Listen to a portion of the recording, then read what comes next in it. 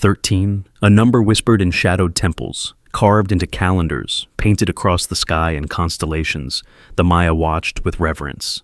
The legend says there are 13 crystal skulls, each carved with impossible precision, each holding mysteries that defy explanation. Alone, they are enigmatic. Together, they are said to awaken.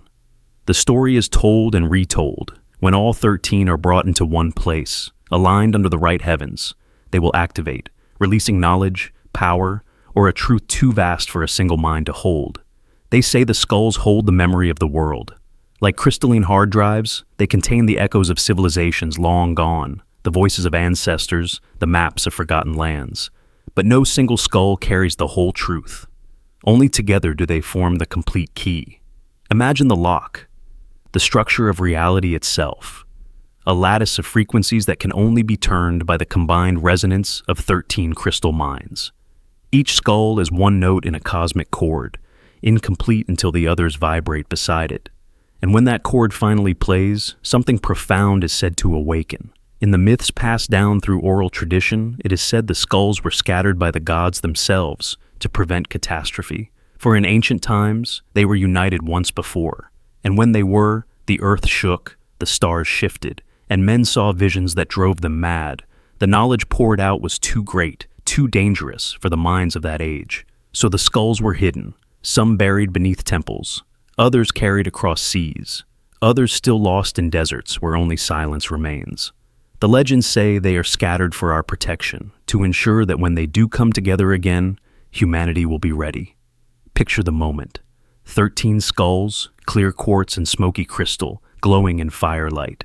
A circle of shamans places them on stone altars, their hollow eyes gazing outward like sentinels. Drums pound, chants rise. At first, nothing happens. Then, faintly, the air trembles. The crystals hum, as if remembering something buried for millennia. One by one, they begin to glow from within, light blooming like breath inside stone. The circle is complete. The activation begins. Witnesses fall silent, their hearts pounding as the veil between worlds grows thin. And what of modern seekers? Adventurers and collectors claim to have found some of these skulls in dusty tombs or private estates. Museums display them behind glass, stripped of ritual, reduced to curiosity. Yet the legends persist, whispering that when the last skull is found, the others will call to it. Some say it will happen in our lifetime, on a date marked by ancient calendars. December 21st, 2012, was once feared as the day of completion, though the world did not end. Perhaps the alignment was not quite right, or perhaps the skulls themselves refused to awaken, sensing we were not yet prepared. Science scoffs, pointing out that most skulls tested show tool marks of modern manufacture. Yet, even if many are forgeries, the power of the legend itself remains. Why would people across continents feel compelled to recreate the same object, the same image, again and again? Could the myth itself be the echo of a truth too dangerous to disappear? Sometimes the copy points to an original we have not yet seen. Perhaps some of the skulls are fakes, yes, but perhaps others are not. And if even one is real, then the legend's fire cannot be extinguished. The number 13 itself is significant. To the Maya, 13 heavens formed the vertical axis of the cosmos. 13 was the number of sacred cycles, the rhythm by which reality unfolded. 13 gods presided over creation, each responsible for a layer of existence. If the skulls mirror this structure, then bringing them together may be less about physical light shows and more about harmonizing with the architecture of reality itself. 13 skulls forming a symbolic ladder, climbing which humanity may reach beyond the ordinary world. But legends also speak of danger. Keys open both ways. The skulls may unlock wisdom, but they may also unlock destruction. The Maya believed the universe was created and destroyed in cycles. Each cycle ended in catastrophe, flood, fire, darkness. Could the skulls be instruments of reset, tools left behind by an earlier humanity, intended to reboot the world when corruption spread too far? If so, then the activation is not salvation, but judgment. To unite them blindly is to risk turning the key without knowing the lock. Consider the prophecies told by shamans and mystics in the 20th century. Some claimed that when the skulls are activated, humanity will face a choice: evolve, or perish. The energy released could lift consciousness, dissolving divisions, awakening telepathy, healing the earth. Or it could magnify fear, greed, and violence, tearing apart the fabric of society. The skulls do not decide, they reflect. Like mirrors of quartz, they show back to us what we are. If we come to them with harmony, they unlock vision. If we come with hunger, they unlock shadow. Now, let us imagine one possible future. A hidden chamber beneath a Mayan pyramid is discovered. Inside, a skull unlike any seen before, flawless, with no tool marks. Its jawbone separate but perfectly fitted. News spreads. Rituals begin. Skull after skull is gathered, some from museums, others from private vaults. Finally, on a night of celestial alignment, they are brought together. The circle is complete. The air hums. Light refracts, weaving a dome around the participants. For a moment, time seems to stop. Visions flood their minds. They see civilizations rising and falling, stars collapsing and being born, choices branching like rivers. They realize the skulls are not showing them destiny, but possibility. The lock has opened, but what steps through is determined by the hands that turn the key. Perhaps the skulls are not meant for us at all. Perhaps they are keys left for a future humanity, one evolved enough to use them wisely. If so, then all our attempts to activate them now are premature. We are children fumbling with a lock meant for gods. The legends, then, are warnings, not invitations. We must grow before we can turn the key. But what if we do not grow fast enough? What if others, reckless and hungry for power, unite them first? The choice is not just mythical, it is urgent. And yet, beneath the fear lies wonder. For the legend of the 13 skulls reminds us that humanity has always sensed something greater, something hidden, waiting to be unlocked.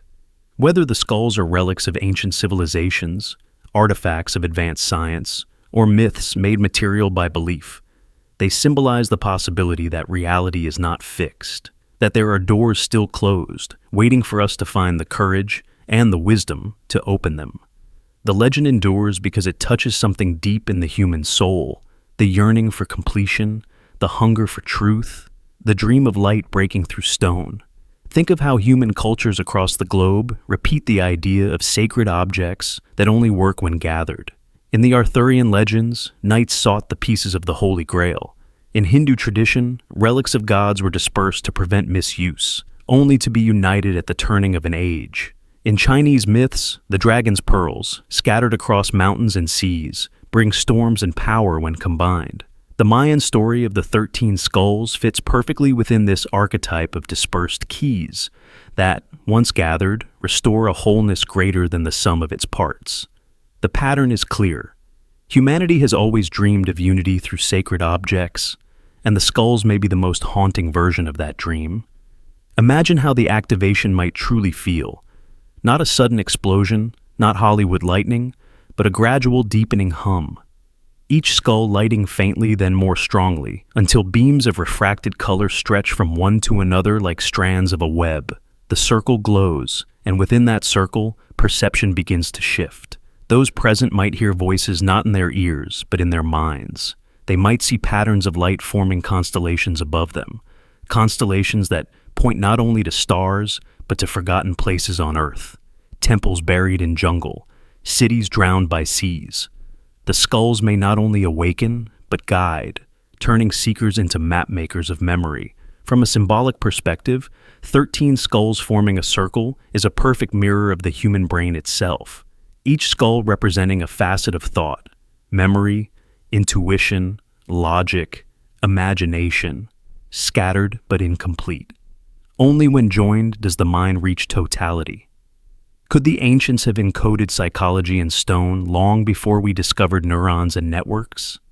The skulls, then, would not be relics of death, but diagrams of wholeness, waiting for us to interpret them not as bones, but as symbols of the future we might yet build.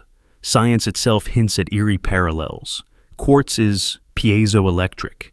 It converts pressure into electrical charge. Our brains run on bioelectric impulses, fragile currents that carry thought. Place a quartz crystal in the presence of an electric field, and it vibrates.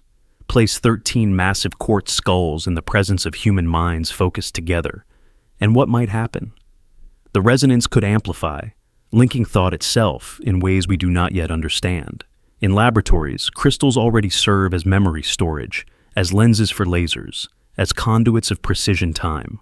If our primitive experiments already approach magic, then perhaps the skulls are reminders that technology and spirituality were once one and the same. Skeptics demand proof. They ask, where are the skulls now? Why has no one ever brought all 13 together? The answer may lie in history itself. Colonial conquest scattered sacred objects, often deliberately. Shamans may have hidden skulls in caves, wrapped them in myth, so no single conqueror could wield their full power. Perhaps some rest beneath ocean floors, in sunken temples swallowed by time. The absence of proof does not weaken the legend. It strengthens it, for it ensures that the final key remains beyond easy reach. Imagine, then, the ethical dilemma. If the skulls truly activate when united, should we even try? Humanity's history with power is not kind. We split the atom and made bombs before reactors. We unlocked DNA and designed weapons before cures. If the skulls magnify consciousness, what if the first hands to gather them are ruthless, not wise? The legend, perhaps, is not just a story, but a challenge. Are we mature enough to deserve the knowledge hidden in crystal mines? Until then, maybe it is better that they remain scattered, their hum muted, their light waiting. Legends speak of guardians. Some say each skull has a keeper, a bloodline chosen to protect it across generations. These guardians live ordinary lives, unaware of their inheritance until called. Others say the skulls themselves guard against misuse, refusing to activate unless the intention is pure. This introduces a profound possibility, that the keys are not mechanical, but moral. That the skulls cannot be forced open like safes, but must be approached like teachers with humility. To unite them is not enough. The circle only comes alive when the hearts forming it are aligned. Consider again the number 13. In Western culture, it is feared, linked to bad luck.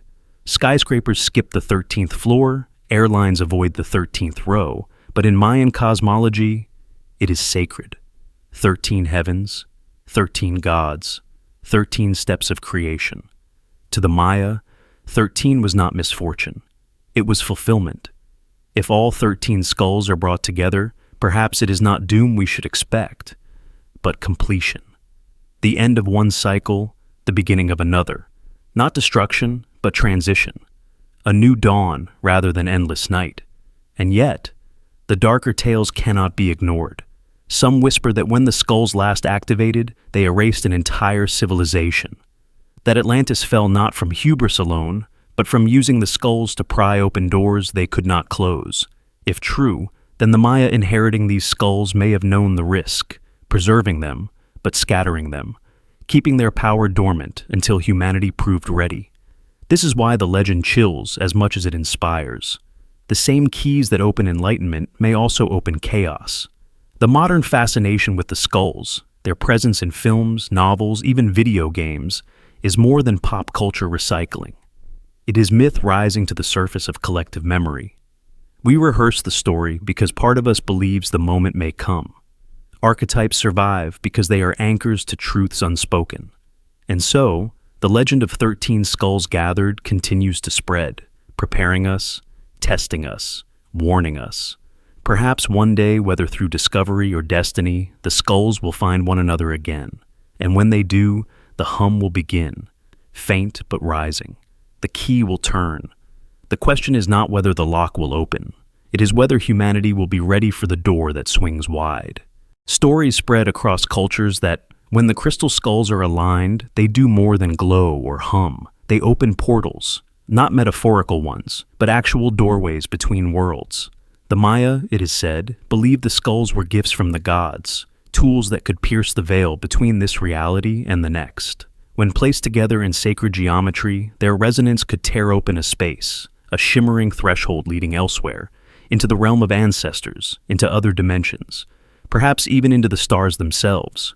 Accounts of portals are not unique to the Maya. Ancient Sumerians spoke of gates between worlds, guarded by beings of fire. The Egyptians told of the Duat, a passage the soul traveled after death, accessible only through ritual keys. In Hindu myth, doorways between realms opened when yantras and mantras aligned perfectly, creating resonance with the fabric of the universe. The skulls, then, may be one culture's expression of this recurring truth. That matter, sound, and intention, when harmonized, create openings in the walls of reality. But what would such a portal look like? Imagine the 13 skulls arranged in a circle, their hollow eyes reflecting torchlight. As chanting begins, light bends strangely, shadows stretching the wrong way. The air grows heavy, vibrating with low frequency. Suddenly, the space inside the circle ripples like water, colors shifting in patterns unseen in nature. Witnesses describe a shimmering curtain through which shapes move, ancestors, spirits, perhaps echoes of other times. The skulls in this moment are no longer objects, they are doorways. Legends tell us that these portals were not always safe.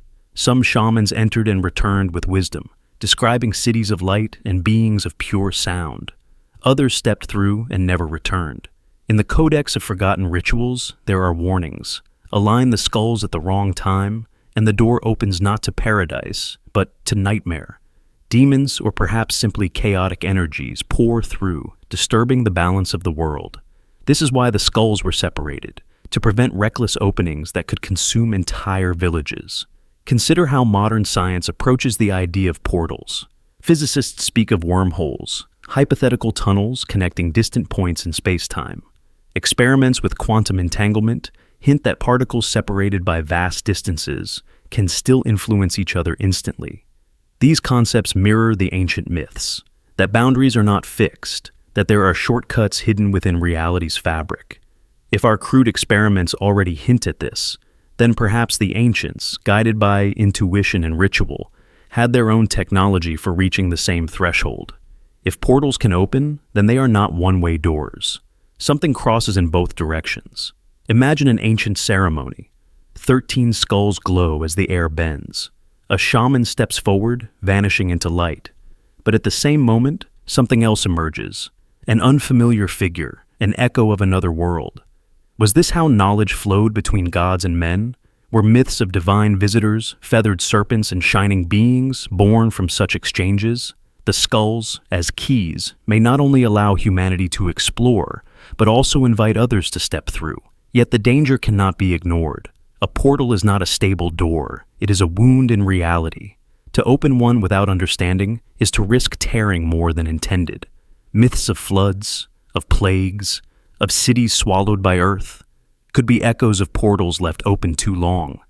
Energy surges, disrupting balance until the world itself reacts. The ancients may have learned this the hard way. Thus, the skulls became both gift and curse, tools of connection, but also potential seeds of destruction. Even so, the legends persist because they speak to something primal in us, the yearning to reach beyond, to contact what lies hidden. Humanity has always sought portals, whether through cave paintings that seem to vibrate with otherworldly presence, or through cathedrals built as resonant chambers of prayer. The skulls embody this universal longing, crystallized into form, and when aligned, they whisper, "There is more, just beyond the curtain." Think of the way cultures encoded their portal myths. In Norse tradition, Bifrost was the rainbow bridge linking Midgard to Asgard, shimmering like light bent across dimensions. In Celtic lore, fairy mounds were said to open on certain nights, revealing glowing paths to other realms. The Mayan skulls, aligned in sacred geometry, may be their equivalent, a crystalline bridge not of rainbow but of refracted light, focusing frequencies until the air itself parts. The pattern recurs because the human spirit insists on it, that somewhere, somehow, there is always a way through. The practical rituals around the skulls suggest precision. Stories say they had to be placed in a circle, oriented toward cardinal directions, each skull representing not only a person, but a cosmic force. The chants had to align with planetary cycles, with eclipses, with solstices. If even one element was wrong, the portal either failed or misfired, leading to places unknown. This emphasis on ritual mirrors scientific precision. Just as a particle accelerator must be tuned exactly, so too must ancient rituals of alignment. The skulls were instruments, and instruments require exact tuning. One chilling story speaks of a portal opened during drought. Priests, desperate for rain, aligned the skulls beneath a temple. The portal opened, and through it came not water, but fire, Lightning storms, earthquakes, chaos. The rain never came. The people believed they had angered the gods, but perhaps the reality was different. The alignment had connected to a destructive energy, one not meant for human use.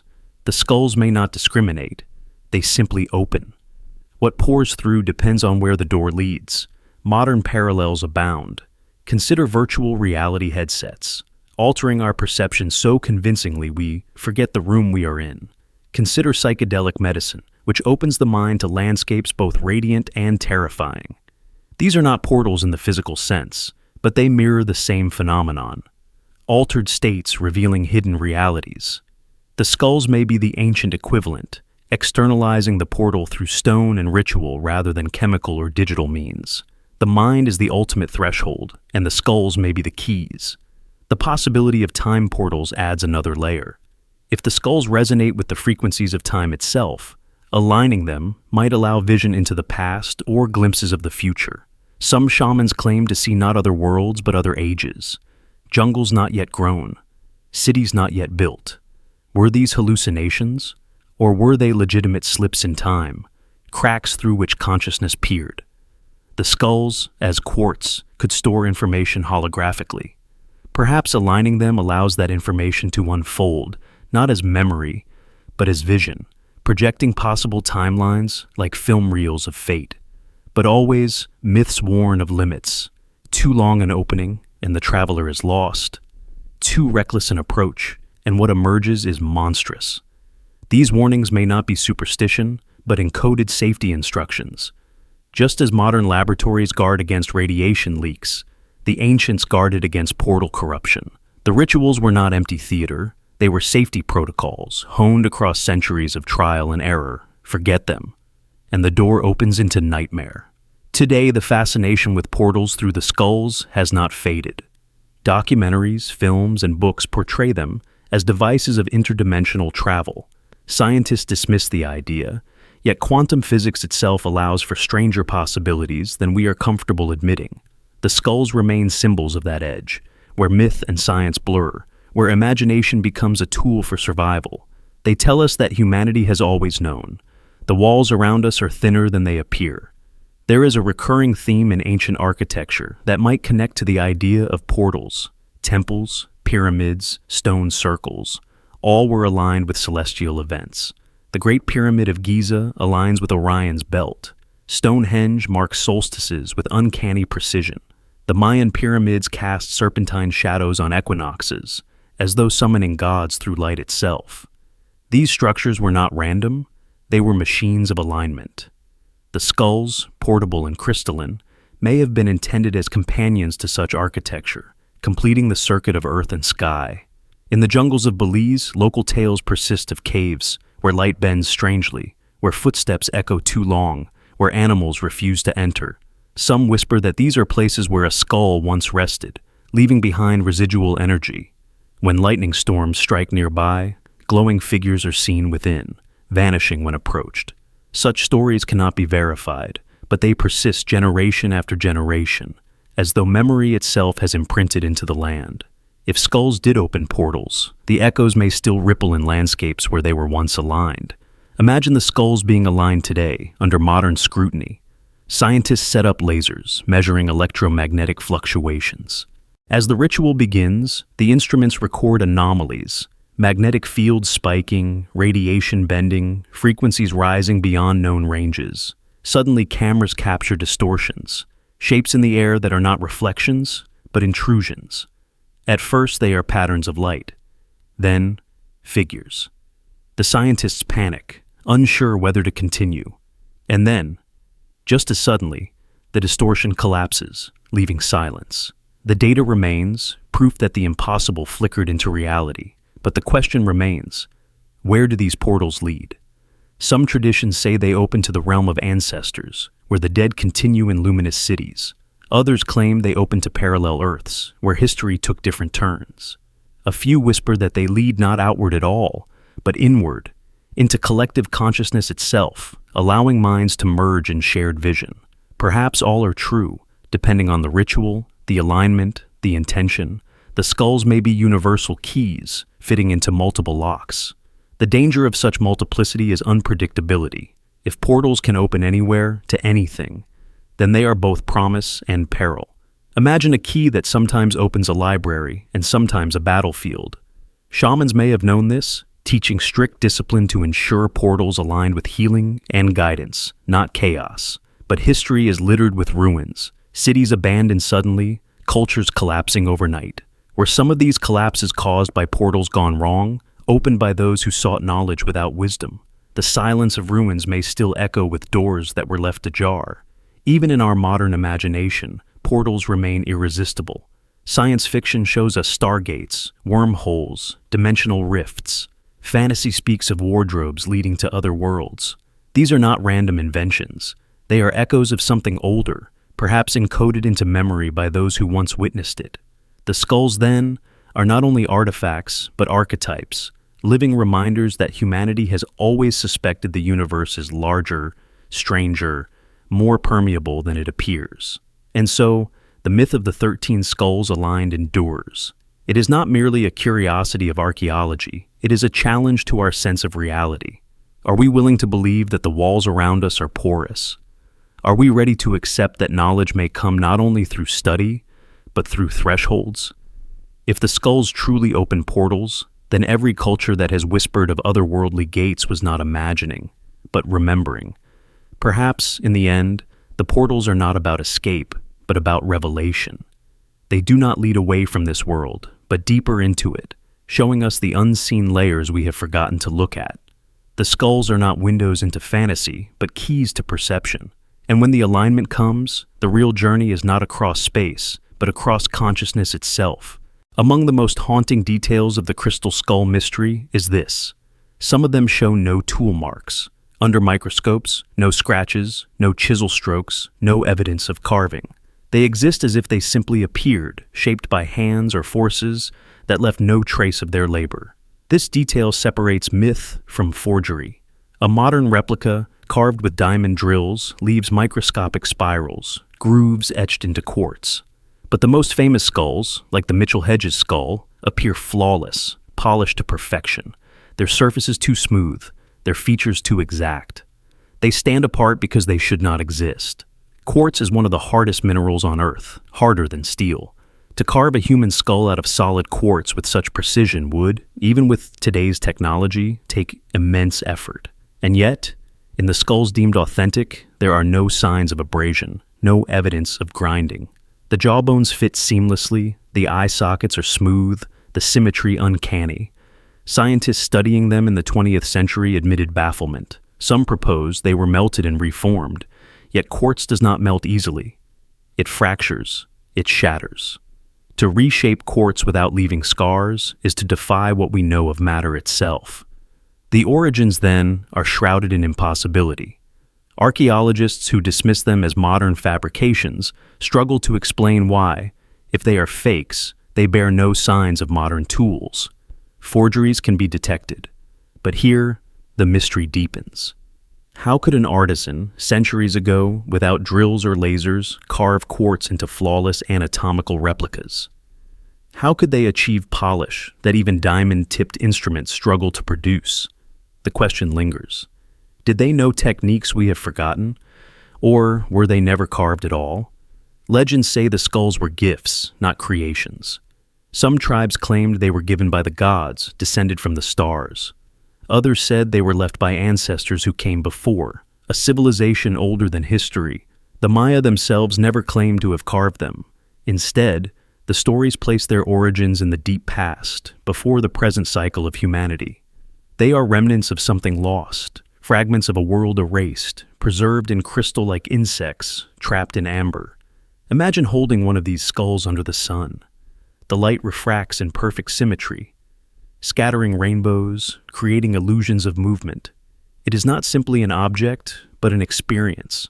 Some claim to hear faint humming when they place it near their ear. Others see fleeting visions in its depths. If these reports are true, then the skulls are not simply carved stone. They are instruments, tuned by forces unknown, activated by light and attention. Their very perfection is the clue. They were not made by accident. Consider the Mitchell Hedges skull again. Discovered in the 1920s, its provenance is debated, but its features remain staggering. The jawbone is separate, hinging perfectly, as though designed by an engineer. Optical tests reveal that its eye sockets act as lenses, projecting images when light passes through. This is not primitive carving. It is optical engineering, a design that anticipates principles used in modern lenses. How could an artifact thousands of years old embody such knowledge? Unless, of course, it is not thousands of years old. But then why no tool marks? Skeptics argue, of course, that flawless polish could be achieved by endless sand and water abrasion over centuries. But would an ancient civilization devote generations to polishing a single object? And if so, why? Why a skull, the most human of forms? Why not idols of gods or tools or ornaments? The choice of form suggests intention, symbolism, purpose. It is as though the Maker wanted us to confront ourselves, to gaze into our own reflection in crystal clarity, to see not a god, but our own skull looking back. Some scientists have even speculated that the skulls were not carved at all, but grown. Quartz can form naturally in massive crystals, developing over millions of years. What if, through some unknown process, the skulls were coaxed into shape, guided as crystals grew, like sculpting with time itself? This would explain the absence of tool marks. It would also suggest knowledge of geology and energy manipulation far beyond what we attribute to ancient cultures. Such an idea seems impossible, yet so does a flawless skull carved against the very axis of quartz. The absence of tool marks does more than puzzle scientists. It fuels the myth that these skulls are not of this world. Stories of star people, of visitors from the Pleiades or Sirius, often mention gifts of crystal technology. Could the skulls be such gifts, left as reminders or warnings? Their flawless surfaces would make sense if they were not carved, but delivered, whole, from elsewhere. In this interpretation, their origins are not Mayan, not even terrestrial. They are relics of contact, evidence not written but given. Even if we reject extraterrestrial theories, the enigma remains. If not aliens, then perhaps they are heirlooms of a lost civilization, Atlantis, Lemuria, or another culture swallowed by time. We know that quartz was sacred across the globe. Egyptians buried quartz with the dead, believing it carried the soul. Native Americans used crystals in healing. Tibetans carved singing bowls from quartz that resonated with uncanny tones. The skulls may be the pinnacle of this universal reverence, a global knowledge crystallized into a single perfect form. To gaze upon one is to feel the weight of mystery. How do you explain perfection without process? How do you accept an object that should not exist? Museums label them as curiosities. Archaeologists dismiss them as hoaxes. But still they draw crowds. Still they inspire awe. Because deep down, we sense that their lack of tool marks is not absence, but presence. The presence of knowledge erased. The presence of a hand we no longer recognize. Reports from the 1970s at Hewlett-Packard Laboratories remain among the most famous studies. Engineers placed the Mitchell-Hedges skull under electron microscopes, lasers, and polarized light. They expected to find traces of modern carving, rotary wheels, diamond saws, abrasives. Instead, they found nothing. Worse, they found that the structure of the quartz was carved against its natural axis. If someone had attempted this with modern tools, the quartz would have shattered. Yet the skull remained whole, perfect, unbroken. This paradox baffled scientists. To carve against the axis is to invite fracture. It would be like carving glass with a hammer and expecting perfection. And yet, here it was. Flawless, symmetrical, no cracks, no breaks. The implication was staggering. Either the skull was carved with methods we do not understand, or it was created through processes not yet discovered. For some, this was proof of hoax. For others, it was evidence of technology beyond ours. Whether ancient or alien, no one could agree. Legends from Central America add further texture. Elders speak of skulls that could speak, that could glow in the dark, that could show visions of ancestors. These were not museum pieces. They were teachers, objects of ritual, used to access knowledge otherwise beyond reach. In their stories, the perfection of the skull was never questioned, because it was assumed to be divine. Why would a god's gift bear the marks of human hands? The lack of tool marks was proof not of mystery, but of origin. Symbolically, the absence of tool marks carries meaning. It suggests something untainted, uncorrupted. Just as myths speak of sacred relics that cannot be forged or replicated, the skull's perfection sets them apart. A sword of legend is said to be unbreakable, a stone from heaven is flawless. Likewise, a crystal skull with no tool marks says silently, "I am not of ordinary making." This elevates them from artifact to oracle, from object to message. Skeptics counter with an alternative explanation. They propose that the skulls were carved in modern times, but then polished with abrasive pastes until all marks disappeared. Long, patient grinding could erase evidence. But this theory falters when tested. Under microscopes, abrasives leave their own signatures. Microscopic pits, uneven surfaces, patterns of wear. These are absent. What remains is polish so smooth it behaves like a lens, bending light intentionally. If forgery, then it was forgery with technology still unknown. Another angle emerges from indigenous knowledge. Shamans insist the skulls are not meant to be studied under microscopes, but understood through ceremony. To them, tool marks or no tool marks are irrelevant. What matters is the energy, the presence, the way the skull interacts with those who approach with respect. Some report that the skulls alter dreams, that they pulse faintly when the moon is high, that they hold memory like books written in light. From this view, the absence of tool marks simply reinforces the idea. They were never carved.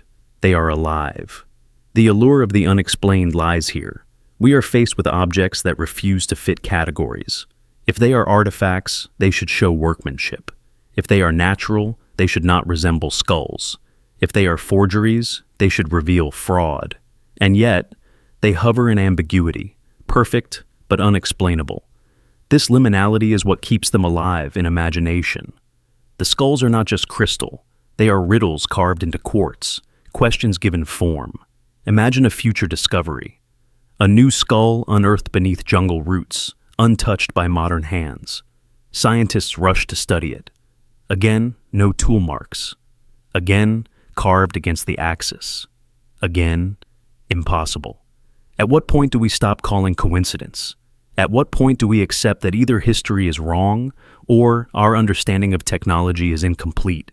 Each skull is a challenge, a dare to expand the boundaries of what we allow ourselves to believe. Some theorists suggest sound may have been the tool. Quartz vibrates with frequency. What if the ancients used resonance, sound waves tuned to fracture and shape crystal without touch? Modern experiments show that ultrasound can levitate small objects, that resonance can shatter glass. Extend this principle. A civilization mastering sound could carve quartz with vibration, leaving no physical marks. If true, the skulls are not only artifacts, but demonstrations of a science we are only beginning to rediscover. Others imagine light as the sculptor. Focused beams of sunlight, perhaps magnified through lenses of obsidian or water, could heat and fracture quartz precisely.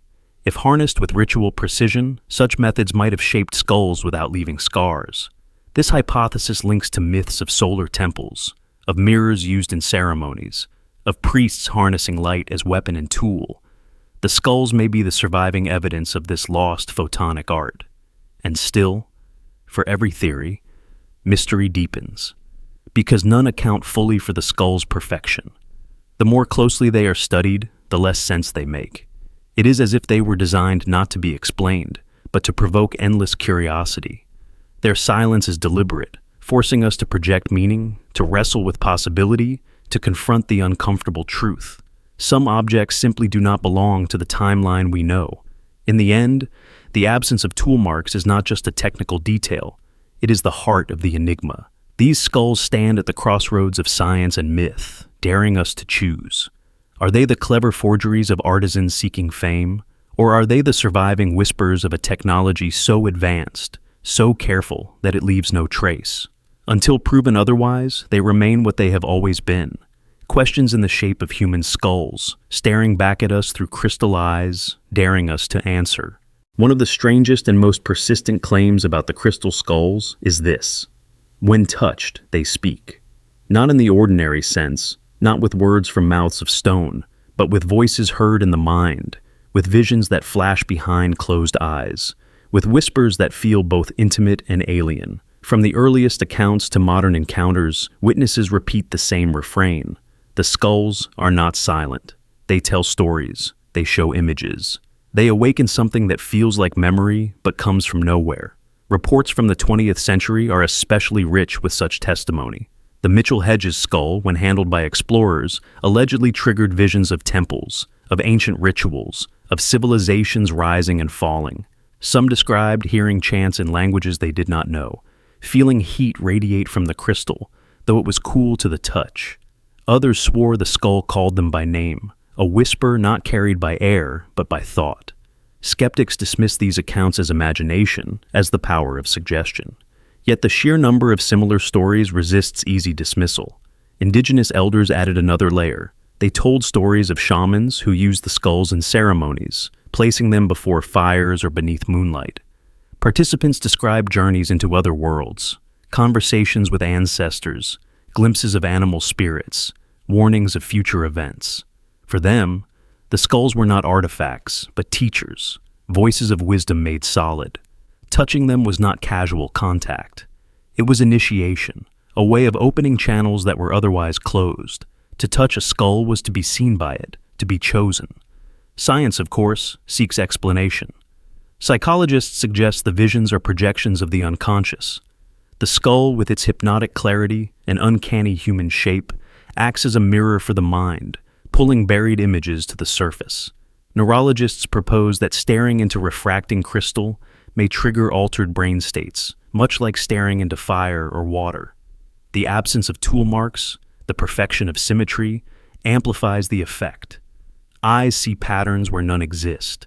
The mind invents voices in the silence. And yet, this does not explain the consistency of certain visions across different witnesses. But then there are anomalies harder to dismiss. Some experiments placed skulls near electromagnetic detectors and found fluctuations when touched, as though the human body and quartz formed a circuit. Quartz is piezoelectric. It generates charge under pressure. Could handling the skull create faint electrical signals, enough to stimulate perception? If so, the voices may not be imagination, but resonance, the crystal amplifying the mind's own frequencies until thought becomes sound and memory becomes vision.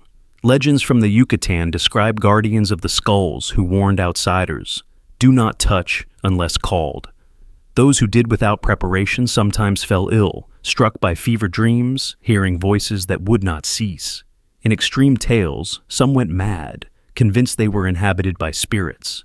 Whether metaphor or truth, these stories caution that the skulls are not inert. They interact. They awaken. And contact is never neutral. Picture the scene: a candlelit chamber, a skull resting on a cloth. A seeker places their hand on its crown. At first, silence. Then, a warmth rising through the palm. The crystal glows faintly. In the mind's eye, images appear. Jungles burning, rivers overflowing, faces unknown but familiar. A voice speaks, neither male nor female, whispering warnings. The seeker gasps, convinced the skull has spoken. When they pull away, the visions fade, but the voice lingers for days. Such stories multiply across cultures and decades. The danger, some say, is that the skulls do not discriminate. They amplify whatever they touch. A shaman approaching with discipline hears guidance. A thief approaching with greed hears temptation. A skeptic hears nothing, and yet leaves disturbed. This echoes the idea that the skulls are not voices in themselves, but instruments tuning to the human being who holds them. In this sense, the skull is less oracle than mirror, projecting the hidden into the visible, the unconscious into the audible. And yet, patterns emerge too specific to dismiss. Multiple witnesses describing the same visions, the same phrases, across years and cultures. Stories of seeing pyramids of light, of hearing the phrase "remember," of sensing a countdown to something not yet revealed. Coincidence can explain some, but the persistence of shared motifs suggests a deeper mystery. Are the skulls repositories of collective memory, replaying fragments when activated, or are they conduits, transmitting signals from elsewhere? Either way, the consistency of the visions suggests something more than imagination. Even skeptics are unsettled. For while hallucinations are common, shared hallucinations across individuals who do not know each other raise harder questions. One could dismiss a lone explorer's vision, But when elders, shamans, scientists, and tourists describe nearly identical images, the line between imagination and transmission blurs. The skulls may be triggering not private fantasy, but collective access, like tuning radios to a frequency already broadcast. Consider the testimony of Anna Mitchell Hedges, the adopted daughter of the explorer who claimed a discovery of the most famous skull. She swore that when she held it, images of Atlantis and catastrophic floods appeared unbidden in her mind. Skeptics dismissed this as fantasy, but she never wavered. Others who visited her described similar sensations, often without prompting. They left shaken, unable to explain why touching a lump of quartz could feel like touching memory itself. Was it suggestion, or was it transmission? In the 1980s, New Age practitioners began using replicas of the skulls in meditation circles. Participants often reported uncanny similarities, visions of stairways descending into light, voices telling them to prepare, feelings of presences standing just behind their shoulders. Even skeptics, attending for curiosity, admitted feeling disoriented, as though time had slowed. These collective accounts fueled the idea that the skulls, authentic or not, function as catalysts for altered states. They are doorways, even when imitated. Indigenous traditions provide further context. For the Maya, the skull was not a symbol of death, but of transformation. To hold a skull, especially one of crystal, was to bridge the world of living and dead. Rituals involving the skulls often required fasting, chanting, and preparation, so the visions would be filtered through discipline. Without such preparation, the voices could overwhelm, becoming chaos rather than wisdom. The skulls demanded respect, not curiosity. They were seen as teachers capable of overwhelming the unready. Scientific parallels exist too. Studies of sensory deprivation reveal that the brain, when deprived of external input, generates images and voices spontaneously. Similarly, staring into refracting patterns like fire, water, or crystal can trigger the brain's predictive systems, causing visions that feel external. But skeptics admit these do not explain shared experiences, nor the electromagnetic anomalies occasionally recorded near the skulls. Here, science reaches its edge, leaving room for mystery. Other stories grow darker. A traveler in Central America claimed he stole time with a skull kept by a local elder. That night, he was awoken by whispers calling his name. He dreamed of skeletons rising, of rivers of blood. Days later, fever struck him, and he raved until returned to the elder, who performed rituals to quiet the voices. He survived, but claimed the skull had branded him with knowledge he could not forget. Was this guilt and fear, or a genuine brush with forces outside the ordinary? The pattern of visions often includes warnings of cycles, floods, fire, the ending of an age. Shamans interpret these as teachings, reminders that humanity repeats mistakes. Others see them as prophecy. Either way, the voices seem less interested in comfort than in revelation. They disrupt, disturb, challenge. They rarely flatter. Instead, they push those who touch the skull toward confrontation, with history, with mortality, with destiny. Modern paranormal researchers continue to test the skulls. In controlled settings, volunteers asked to meditate while holding them often describe not only visions but physiological changes. Skin temperature rising, heartbeats accelerating, sensations of static in the air. Some EEG studies suggested unusual brainwave patterns, with spikes in theta and gamma frequencies associated with altered states. Though not conclusive, such data hints at interaction between human biology and crystal resonance, a science that may one day explain the skull's effects. The symbolism of hearing voices in stone is profound. Across cultures, sacred objects are described as speaking. The Oracle of Delphi, stones of prophecy in Celtic lore. The Ark of the Covenant said to whisper divine law. The skulls may be part of this archetype, objects through which the ineffable becomes audible. That they are shaped as skulls emphasizes the point. Consciousness itself is the medium. The voices may not be external at all, but the unlocking of latent capacities within human perception. And still, the danger remains. For every tale of guidance, there is one of obsession. Some who touched the skulls became consumed, unable to sleep, hearing whispers constantly, withdrawing from life. In such cases, the skulls act less like teachers than parasites, amplifying inner turmoil until it dominates. Whether psychological or paranormal, the effect is real enough to ruin lives. Shamans insist this is why the skulls were never meant for casual handling. They are powerful tools, and power cuts both ways. The persistence of these stories, across cultures and decades, suggests something deeper than hoax or fantasy. Even replicas seem to evoke responses, though weaker, as if the very form of the crystal skull is archetypal, triggering deep layers of the psyche. Perhaps the originals, carved with flawless symmetry, resonate more strongly, unlocking channels of mind most people never touch. Or perhaps they truly are transmitters, broadcasting voices from a source we have yet to identify. Imagine finally the chilling possibility. The voices are not benevolent. What if they are not ancestors or guides, but echoes of trauma stored in crystal? Fragments of catastrophe replayed endlessly? To touch a skull would then be to tune into an endless recording of suffering, a loop of memory that bleeds into the mind of the listener. The visions of disaster, of fire and flood, might not be warnings, but replays.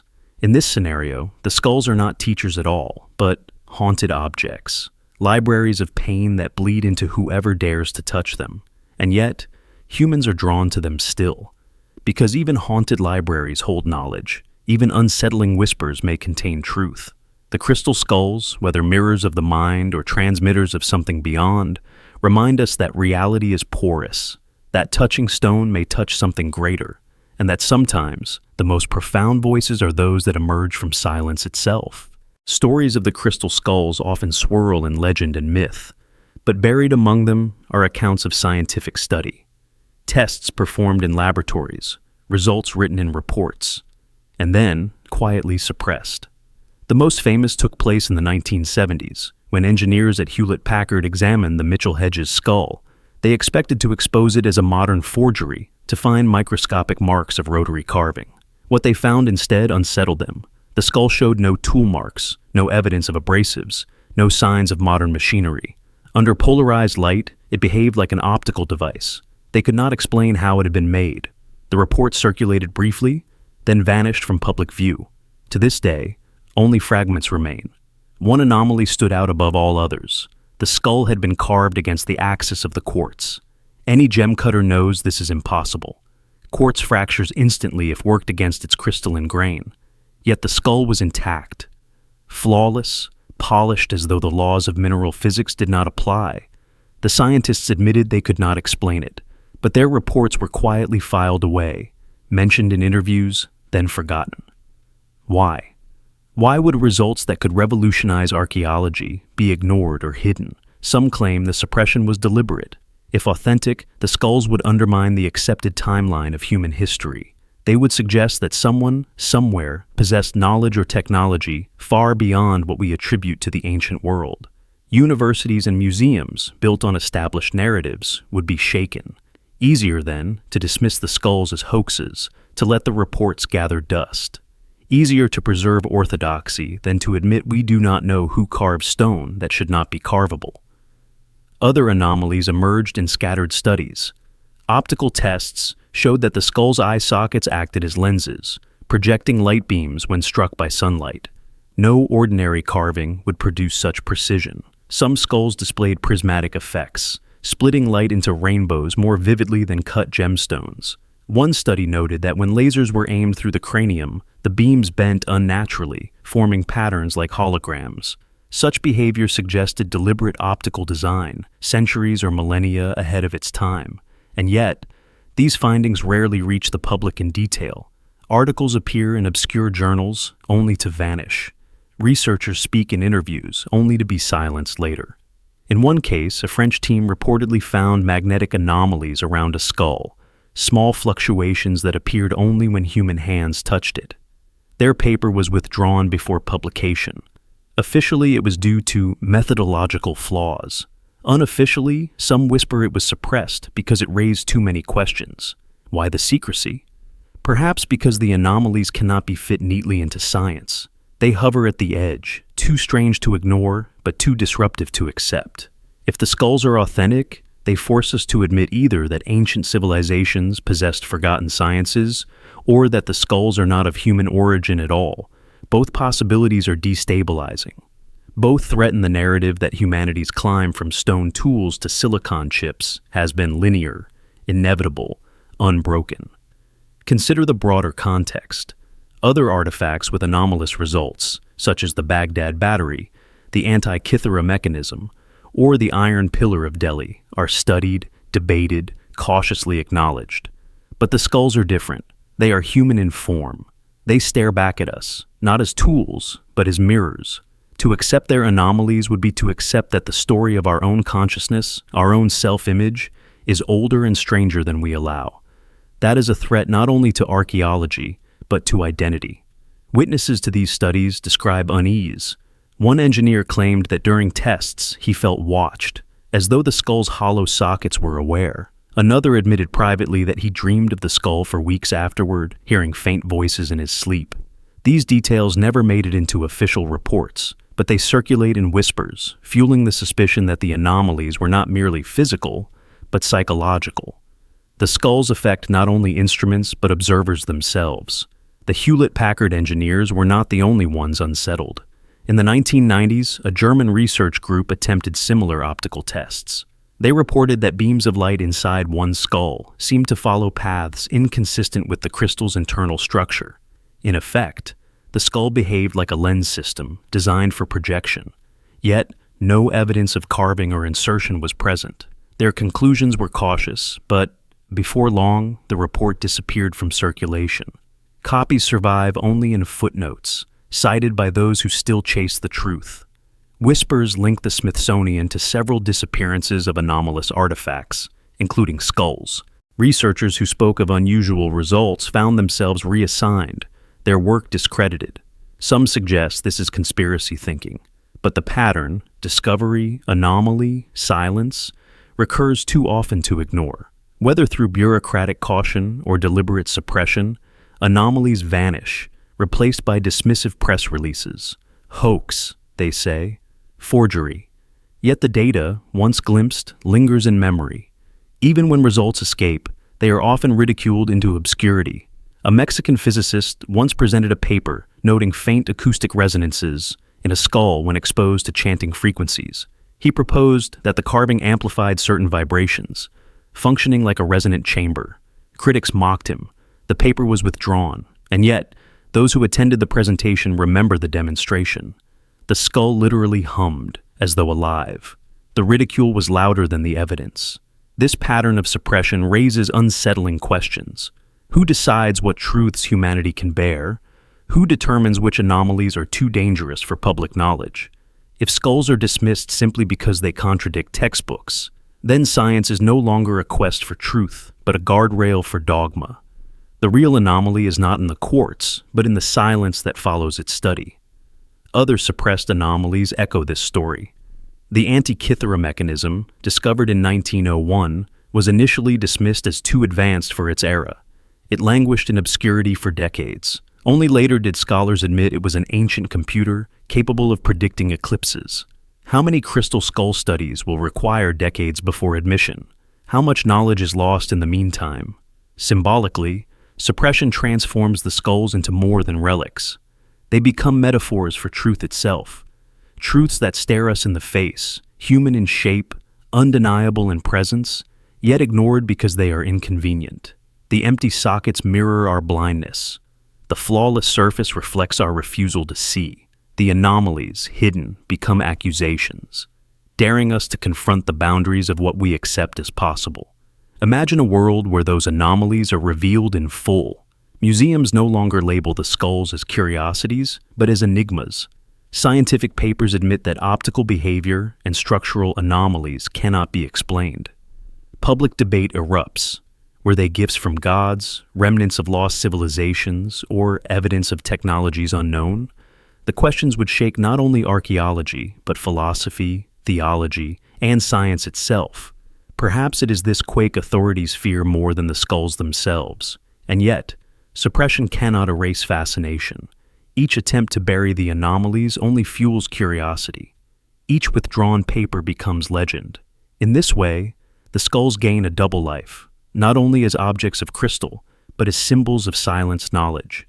They remind us that sometimes the greatest mystery is not what is hidden in stone, but what is hidden in files, reports, and archives locked away from sight.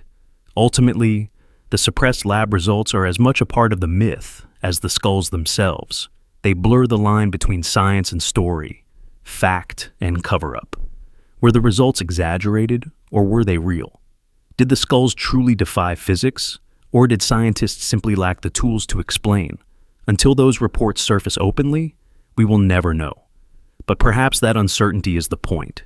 The skulls, perfect and silent, seem to demand mystery, and mystery, when suppressed, becomes even more powerful. Legends across Mesoamerica speak of cycles of creation and destruction. The Maya believed the world had been made and unmade multiple times, destroyed by floods, fire, earthquakes, and darkness before being born anew. In these stories, humanity does not march steadily forward, but stumbles through ages, each ending in catastrophe. And woven quietly into some of these myths is the whisper of crystal skulls, objects said to have appeared at turning points, their presence tied to disaster as much as to salvation. Some accounts describe droughts so severe that crops withered, rivers shrank to mud, and entire villages starved. In desperation, priests brought out skulls, placing them on altars beneath the punishing sun. Witnesses claimed the crystals glowed faintly, that the air shimmered with heat not of this world. The drought ended soon after, but with storms so violent that homes were torn away and fields drowned. The skulls, people said, had answered, but with imbalance. They were not tools of harmony, but keys of extremes. Other tales recall earthquakes that split temples and swallowed cities. Survivors whispered that the quakes began after rituals where multiple skulls were aligned. Whether coincidence or causation, the link remained. The skulls, to the people, were not inert objects, but forces capable of shaking the very earth. Even when hidden, their memory lingered in stories. Beware the eyes of stone, for they see the fault lines of the world. The Aztecs, inheriting fragments of these traditions, spoke of cycles called suns. Each sun ended in disaster. Jaguars, fire, wind, flood, before a new world began. Some chroniclers hinted that crystal skulls were relics from earlier suns, carried forward as warnings or as seeds of renewal. To gaze into one was to remember not only death, but the destruction of entire ages. This gave them an aura of awe and dread. They were not simply relics of ancestors. They were omens, reminders that civilization itself is temporary. Modern researchers wonder whether the legends connect to real events. Volcanic eruptions that buried cities, hurricanes that flattened coasts, meteor strikes that left craters. Mesoamerica is a land of tectonic unrest and sudden catastrophe. The skulls may have been blamed as causes or revered as warnings, symbols of disasters that marked cultural memory so deeply they were personified in crystal. Just as comets were seen in Europe as omens of plague or war, the skulls may have been viewed as harbingers of destruction. Archaeological records show that cities such as Teotihuacan and Copan collapsed suddenly, their people abandoning temples and streets. Drought, famine, and conflict played their part. But stories told in villages spoke of curses, of rituals gone wrong, of sacred objects that should never have been brought together. Some even claimed that when too many skulls gathered in one place, storms erupted, as though the earth itself resisted their unity. Whether myth or memory, the fear persisted. The symbolism is striking. A skull already represents mortality. To make it of crystal, immortal, indestructible, creates a paradox. Life and death, permanence and fragility, destruction and survival. In Mesoamerica, this paradox was central. Death fed life. Sacrifice sustained the sun. The crystal skulls, linked to disasters, were not curses in themselves, but reminders that catastrophe is woven into existence. They embodied the truth that worlds end, and from their ruins, new ones rise. Yet, some stories grow darker. One legend tells of a ceremony where 13 skulls were aligned during an eclipse. Instead of visions of wisdom, the people saw the sky tear open. Fire rained down, villages burned, and survivors fled. In the aftermath, priests scattered the skulls, fearing their reunion. From then on, the objects were hidden, cursed, remembered only in whispers. The disasters were not random, people believed. They were consequences of opening doors that should have remained closed. Even today, when hurricanes sweep the Caribbean or earthquakes rattle Mexico, some still recall the old stories. They say the skulls are stirring, that the disasters are not natural, but warnings, signs that humanity once again toys with powers it cannot control. Scientists may dismiss this as superstition, but myths endure because they carry emotional truth. For those who live in lands where the earth moves and storms strike with fury, the idea that ancient relics hold sway over fate is not so far-fetched. Spanish chroniclers, writing after the conquest, recorded fragments of rituals that unsettled them. They spoke of priests bringing out objects of crystal during eclipses, their surfaces glowing as if lit from within. Soon after, earthquakes or storms would strike. The Spaniards, steeped in Christian worldview, interpreted these as demonic rituals, but to the people themselves, they were confirmations that the skulls spoke through catastrophe. The earth answered their unveiling, not with blessing, but with fury. Legends from the highlands of Guatemala tell of skulls carried during migrations, each wrapped in cloth, revealed only when famine or war threatened. To show the skull was to risk disaster, but also to seek guidance. One tale describes how a village, after displaying its skull to call for rain, received not gentle showers, but a flood that wiped away half the settlement. Survivors concluded the skulls did not distinguish between help and harm. They simply magnified whatever forces were already rising, turning need into chaos. Modern catastrophes sometimes revive these connections. After the eruption of El Chichon volcano in 1982, killing thousands, local rumors spread that an ancient skull had been disturbed during oil drilling nearby. When hurricanes batter the Yucatan, whispers follow. Perhaps the skulls are restless, their cycle awakening again. Rationalists dismiss such talk, but in lands where myth and history intertwine, disasters are rarely seen as random. They are interpreted, remembered, folded into narratives that stretch back centuries. Anthropologists suggest that linking disasters to sacred objects served a social purpose. By blaming catastrophe on forbidden rituals or the mishandling of skulls, communities reinforced taboos. The myths protected the relics from casual use, ensuring they were approached only with reverence. Yet, these same myths gave the skulls a terrifying aura. Children were warned not to gaze into their eyes, lest storms rise. Farmers prayed not only for rain, but that no one would anger the relics that could drown entire valleys. The archaeological record hints at rituals involving fire. Burn marks on temple floors, shards of crystal near altars, suggest ceremonies where skulls were placed amid flames. Fire is transformative, destructive, cleansing. If skulls amplified light and heat, the effect could have been dazzling, even dangerous. Imagine villagers watching flames refracted into dazzling beams, interpreting the spectacle as divine power.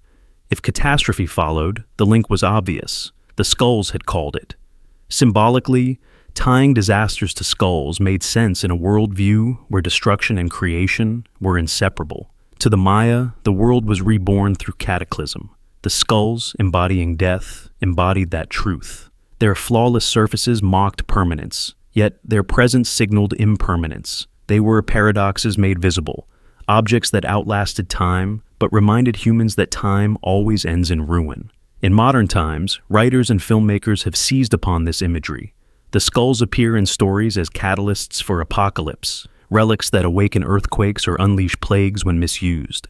These tales, though fictional, echo the older myths, that fragile human hands cannot control forces bound to cycles larger than ourselves.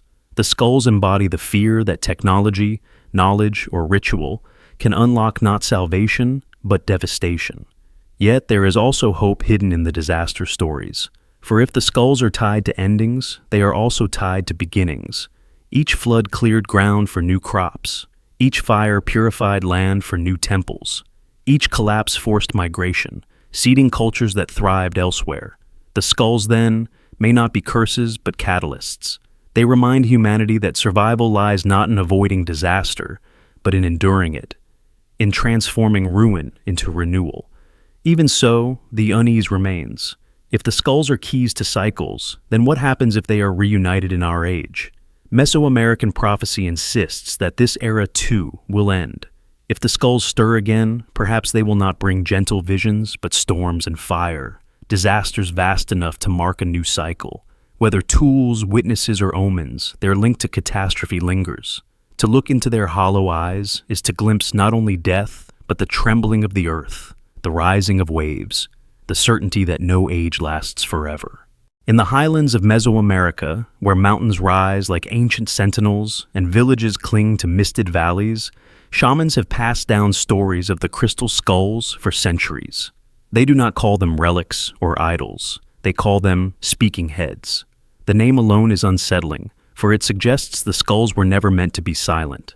To those who carried the traditions, the skulls were voices captured in stone, mouths of the ancestors, instruments through which the unseen world could speak.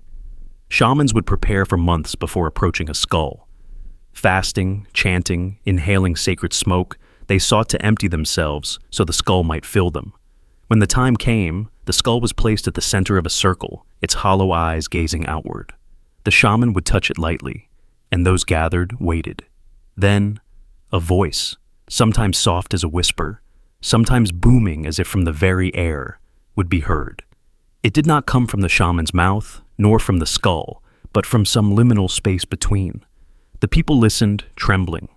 They believed the ancestors had spoken. To outsiders, these were tricks of ventriloquism or mass suggestion. Yet those present swore the voices carried knowledge no one could have known. Names of the dead, warnings of illness, predictions of storms. To hear a speaking head was to feel the thin line between life and death collapse. The skull did not speak as a god, but as a conduit. It was a mouth for the unseen, and those who listened were never the same again. Legends tell of entire villages guided by speaking heads. When famine threatened, the skulls instructed migrations to new lands, paths that later proved fertile. When invaders approached, the skulls warned in dreams, allowing escape.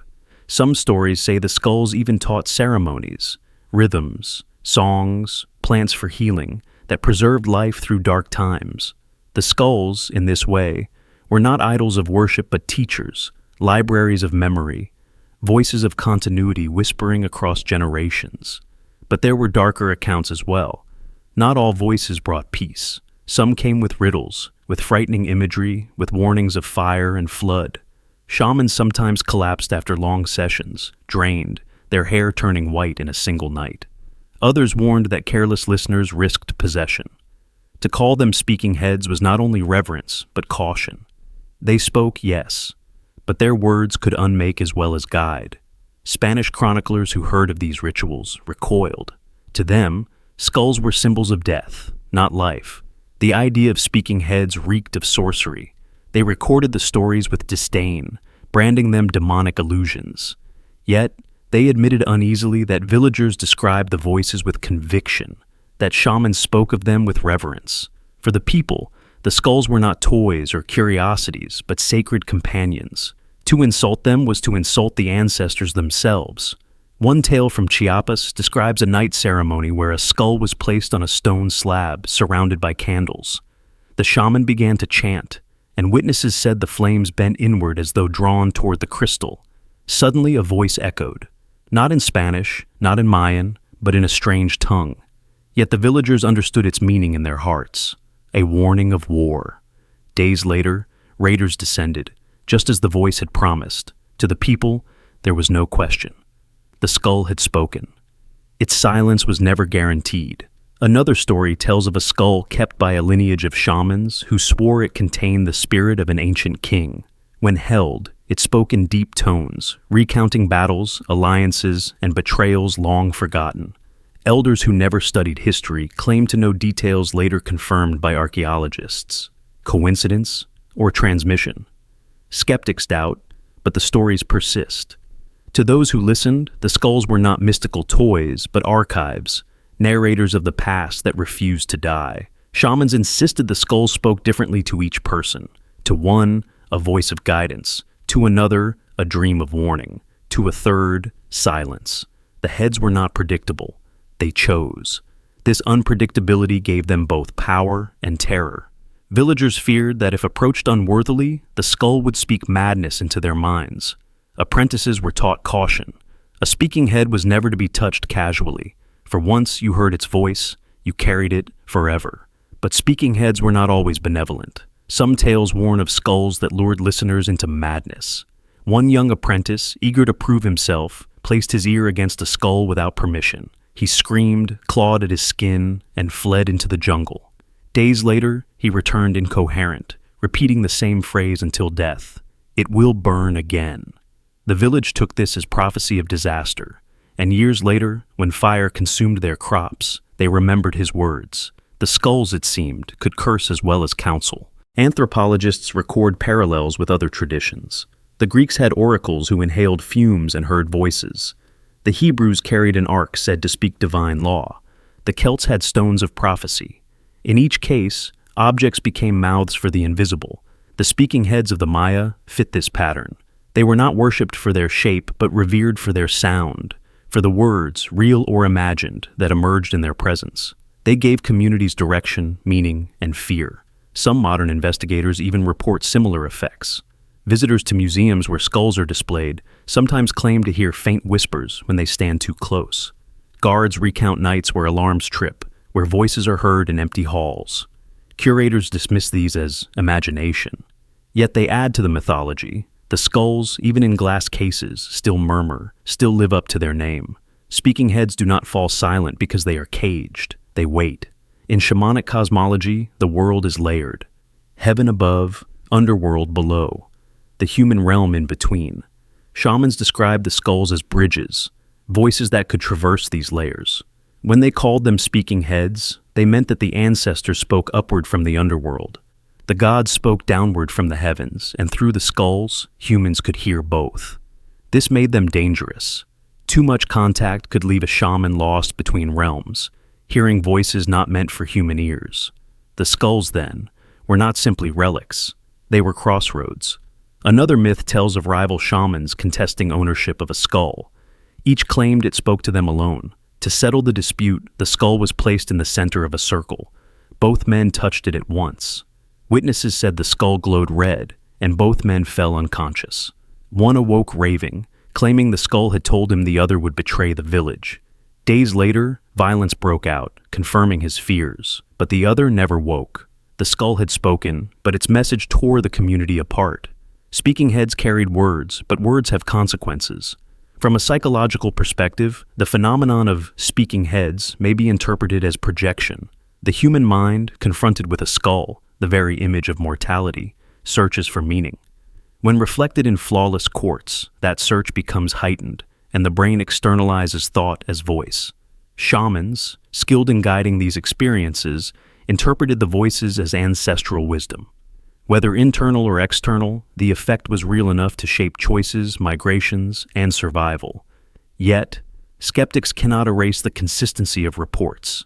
Too many stories across centuries describe the same phenomenon. Skulls that whisper, skulls that guide, skulls that warn. Whether hallucination, projection, or something truly other, the fact remains. Communities built traditions around them. Lives were shaped by what the head said. Reality was bent by words heard in silence. Today, the phrase still lingers. New Age seekers speak of listening to the skulls, holding replicas in darkened rooms, waiting for whispers. Indigenous elders, with more caution, remind that true speaking heads are not entertainment, but responsibility. To call them by that name is to acknowledge their agency. They are not carved decorations. They are presences. They speak when they wish, and silence when they are offended. Ultimately, the name Speaking Heads distills the entire mystery of the crystal skulls. They are not relics of the past, but voices of the present. They blur the line between object and being, between silence and speech, between human and other. To call them speaking heads is to admit that sometimes the dead do not stay silent. Sometimes they speak, and when they do, their words echo far longer than we are ready to hear. From the moment crystal skulls left the hands of shamans and entered the salons of wealthy collectors, a new pattern of stories began to emerge. These were no longer myths told in villages or rituals whispered by elders. They were tales of disappearances, men and women who acquired a skull, flaunted it in private collections, and then one day simply vanished. To believers, this was no coincidence. The skulls were never meant to be owned. They chose their keepers, And when arrogance replaced reverence, the keepers themselves were claimed. One of the earliest stories comes from the late 19th century, when European adventurers began smuggling artifacts out of Central America. A British collector, known for boasting of his acquisitions, displayed a crystal skull at a dinner party. Days later, he was gone. Servants found the house empty, the skull lying on the floor in his study. His wealth remained untouched. His letters spoke of dreams filled with voices, of a face he could not recognize staring back from the crystal. He wrote, "It watches me," shortly before he vanished. In Paris, a dealer who purchased a skull in the 1920s reportedly locked it in a vault, refusing to let others see it. Friends noted he grew increasingly paranoid, speaking of whispers in the dark and shadows that moved without source. One morning, the vault was opened. The skull sat gleaming. The man was never found. Police investigated, but with no evidence of robbery or struggle, the case faded into silence. To those who knew him, it was no mystery. "The head took him," they said. In Mexico City, a wealthy widow who kept a skull as a centerpiece of her estate vanished during a gala. Guests swore they heard a voice calling her name, though no one stood near. Hours later, she was gone, her glass still half full on the table. The skull, untouched, remained in place. Her disappearance joined the growing list of collectors who treated the relics as trophies, only to be consumed by their mystery. These stories multiplied. Wealthy heirs, eccentric explorers, anonymous businessmen, all linked by the same thread. They acquired skulls and soon disappeared. In some cases, bodies were never found. In others, corpses were discovered miles from home, their expressions frozen in terror, their hands clutching at air as though fending off unseen assailants. And always the skull remained, untouched, gleaming, waiting for the next hand to dare claim it. One chilling account comes from Brazil in the 1950s. A wealthy plantation owner reportedly purchased a skull from a traveling dealer. He kept it on his desk, boasting to guests of its power. Within months, workers claimed to hear voices at night drifting from his study. The owner himself confessed in letters that he dreamed of drowning, that he woke gasping as though water filled his lungs. Then, one night, he vanished. His clothes were found by a riverbank miles away, but no body was ever recovered. The skull was returned to the estate, silent, unyielding. Another disappearance occurred in Canada, where a mining magnate acquired a skull said to come from Guatemala. He was seen less and less, his health failing, though doctors found no cause. Friends said he stared into the skull for hours, murmuring under his breath. One evening, he locked himself in his library. The next morning, the door was forced open. The room was empty. The skull remained on the desk, gleaming in the sunlight, but the magnate was gone. His chair was overturned as though he had risen in panic. In the 1970s, a story circulated of a collector in New York who secured a skull in a glass display. He hired guards to watch it, convinced rivals would try to steal it. Yet, it was not the skull that vanished. One night, the guards heard a crash. When they entered, the case was intact, the skull still shining, but the collector was missing. His family insisted he would never have left willingly. Investigators found no sign of forced entry. It was as if he had been erased, leaving the skull behind like a calling card. Some researchers point to a pattern in these tales. The skulls remain untouched while their keepers disappear. If theft were the motive, the artifacts would be gone. Instead, it is the people who vanish, while the skulls return to silence. To believers, this is proof the skulls defend themselves. They cannot be owned, only borrowed. And when ownership turns to pride, the skulls reclaim their due. Whispers also tell of museums suppressing stories of vanishings.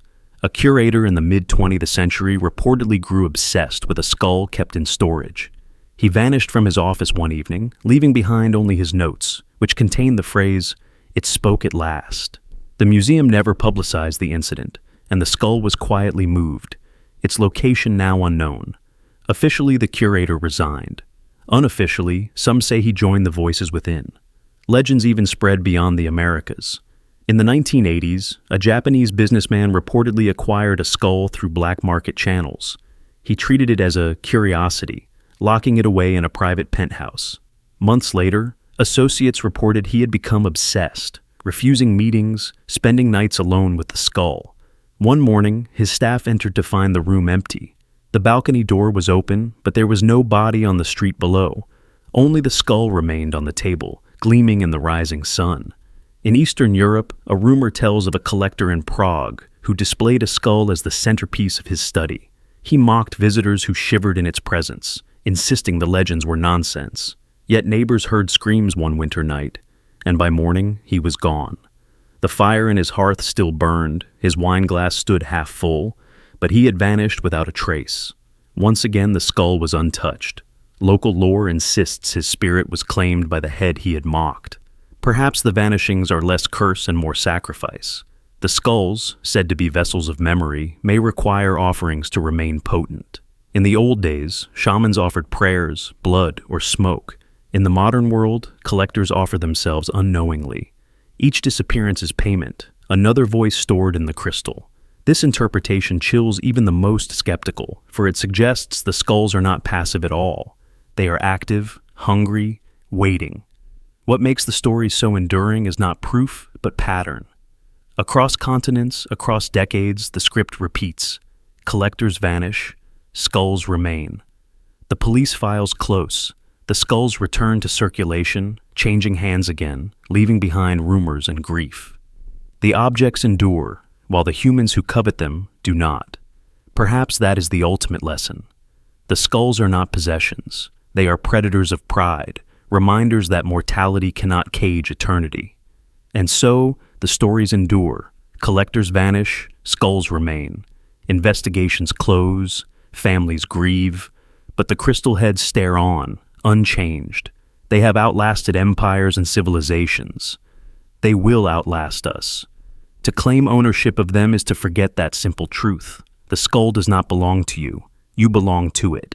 And perhaps, when the next collector disappears, it will not be mystery at all, but inevitability, the ancient price of trying to cage what was never meant to be held.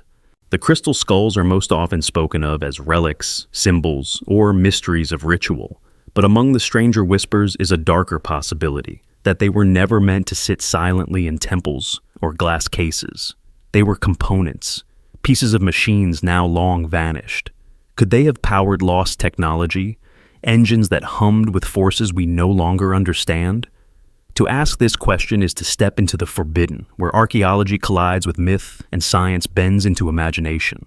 Quartz, after all, is not inert. It is piezoelectric. Apply pressure and it generates charge. Place it in circuits and it resonates with remarkable stability. Our modern world runs on it. Watches, computers, radios, satellites all depend on quartz. If such power is harnessed today, what might ancient people or visitors from elsewhere have discovered millennia ago? To carve a skull from crystal may not have been only symbolic. It may have been functional, a component shaped for purpose. Some theorists imagine entire arrays of skulls used like capacitors, storing energy until released in a blinding burst. Shamans may have known this in symbolic form, speaking of voices and visions, but the underlying mechanism may have been practical. A row of skulls, aligned on altars, could have generated standing waves, amplifying sound or light into destructive force. Temples, then, were not merely places of worship, but resonant chambers, ancient power plants where crystal served as both conductor and conduit. Legends of Atlantis often describe crystal towers, humming machines, and energy beams that could move mountains.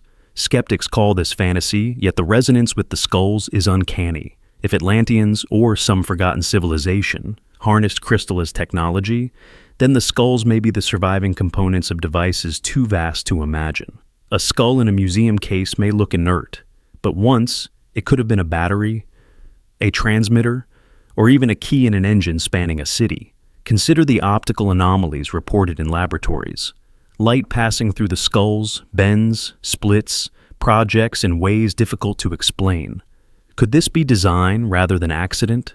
A skull shaped not for art, but for function, directing beams of energy with precision. The eye sockets as lenses, the cranium as a chamber for resonance.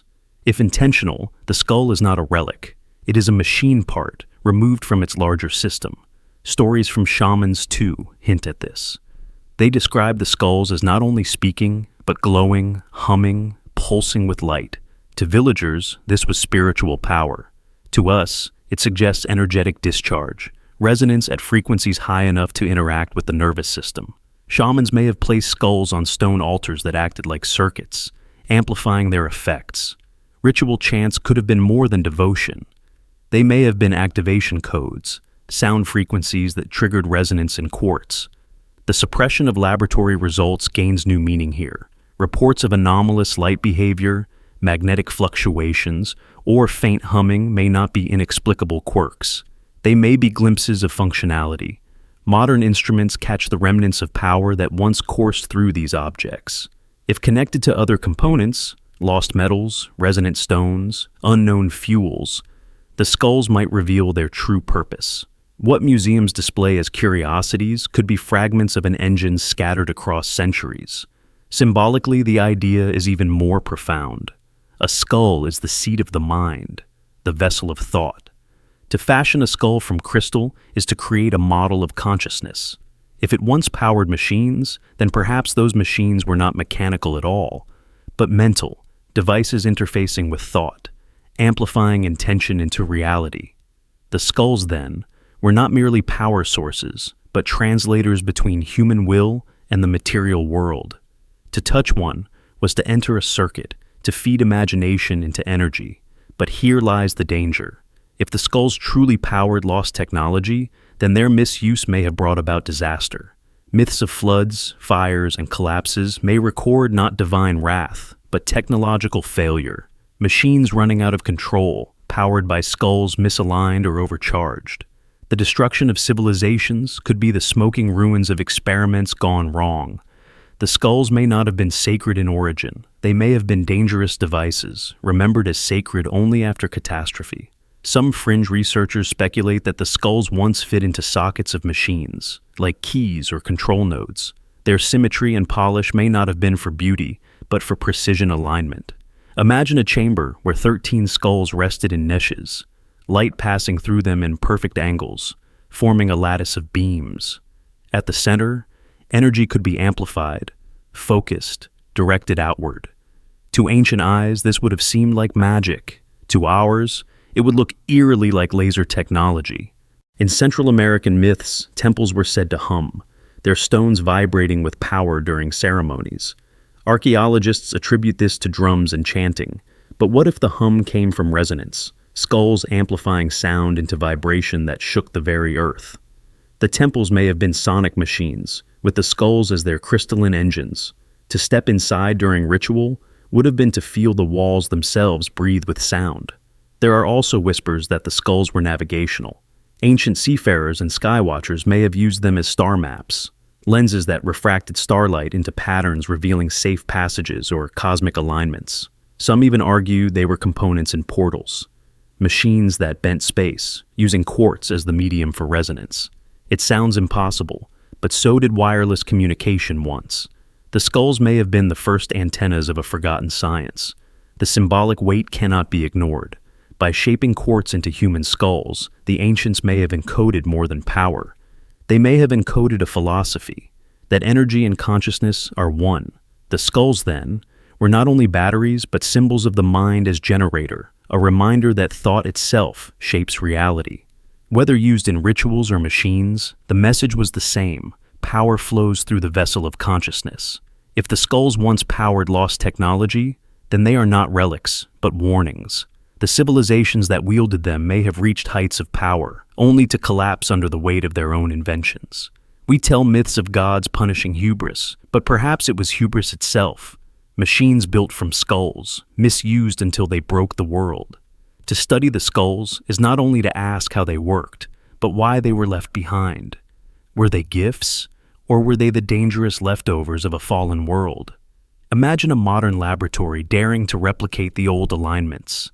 13 skulls, authentic or replicated, placed in a circle, lasers fired through their eyes, microphones tuned to catch the faintest resonance. At first, the results would seem trivial, scattered rainbows, faint hums, but then instruments would spike, magnetic fields would fluctuate, radiation meters would twitch, cameras would capture distortions in the air. To scientists, this would be anomaly. To shamans, it would be awakening. The heads would no longer be relics. They would be active. Some point to pyramids as clues. Built with astonishing precision, aligned with stars, they may once have housed skulls as their power nodes. Imagine skulls set in sockets within chambers, amplifying resonance throughout the stone. The pyramids could have been more than tombs or temples. They could have been machines, giant resonators powered by crystal heads. The speaking of the skulls may once have been literal vibration, sound amplified until it shook earth and sky alike. The danger of rediscovery cannot be ignored. For what happens if we stumble upon the method again? If the skulls are truly machines, then activating them without understanding could trigger energies we cannot contain. Myths of cities destroyed may replay as headlines of laboratories burning. Ancient catastrophe could return, not as story, but as history repeating itself. And yet, the temptation is overwhelming. For if the skulls could power machines, they could also power weapons. To governments and militaries, this is irresistible. A crystal that stores energy indefinitely, that bends light into coherent beams, that resonates with thought itself. Such a device would change the balance of power.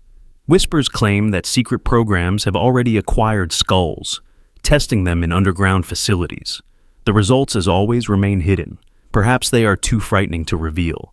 But there is another possibility, one even stranger.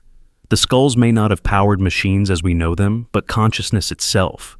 Perhaps they were devices for collective thought, amplifying minds until they merged, creating group intelligence. Such a force could build cities, chart stars, move mountains, not through levers and pulleys, but through unity of will. If this was their true power, then their misuse could explain ancient collapses. When unity fractured, machines fueled by thought would fail, tearing civilizations apart from within.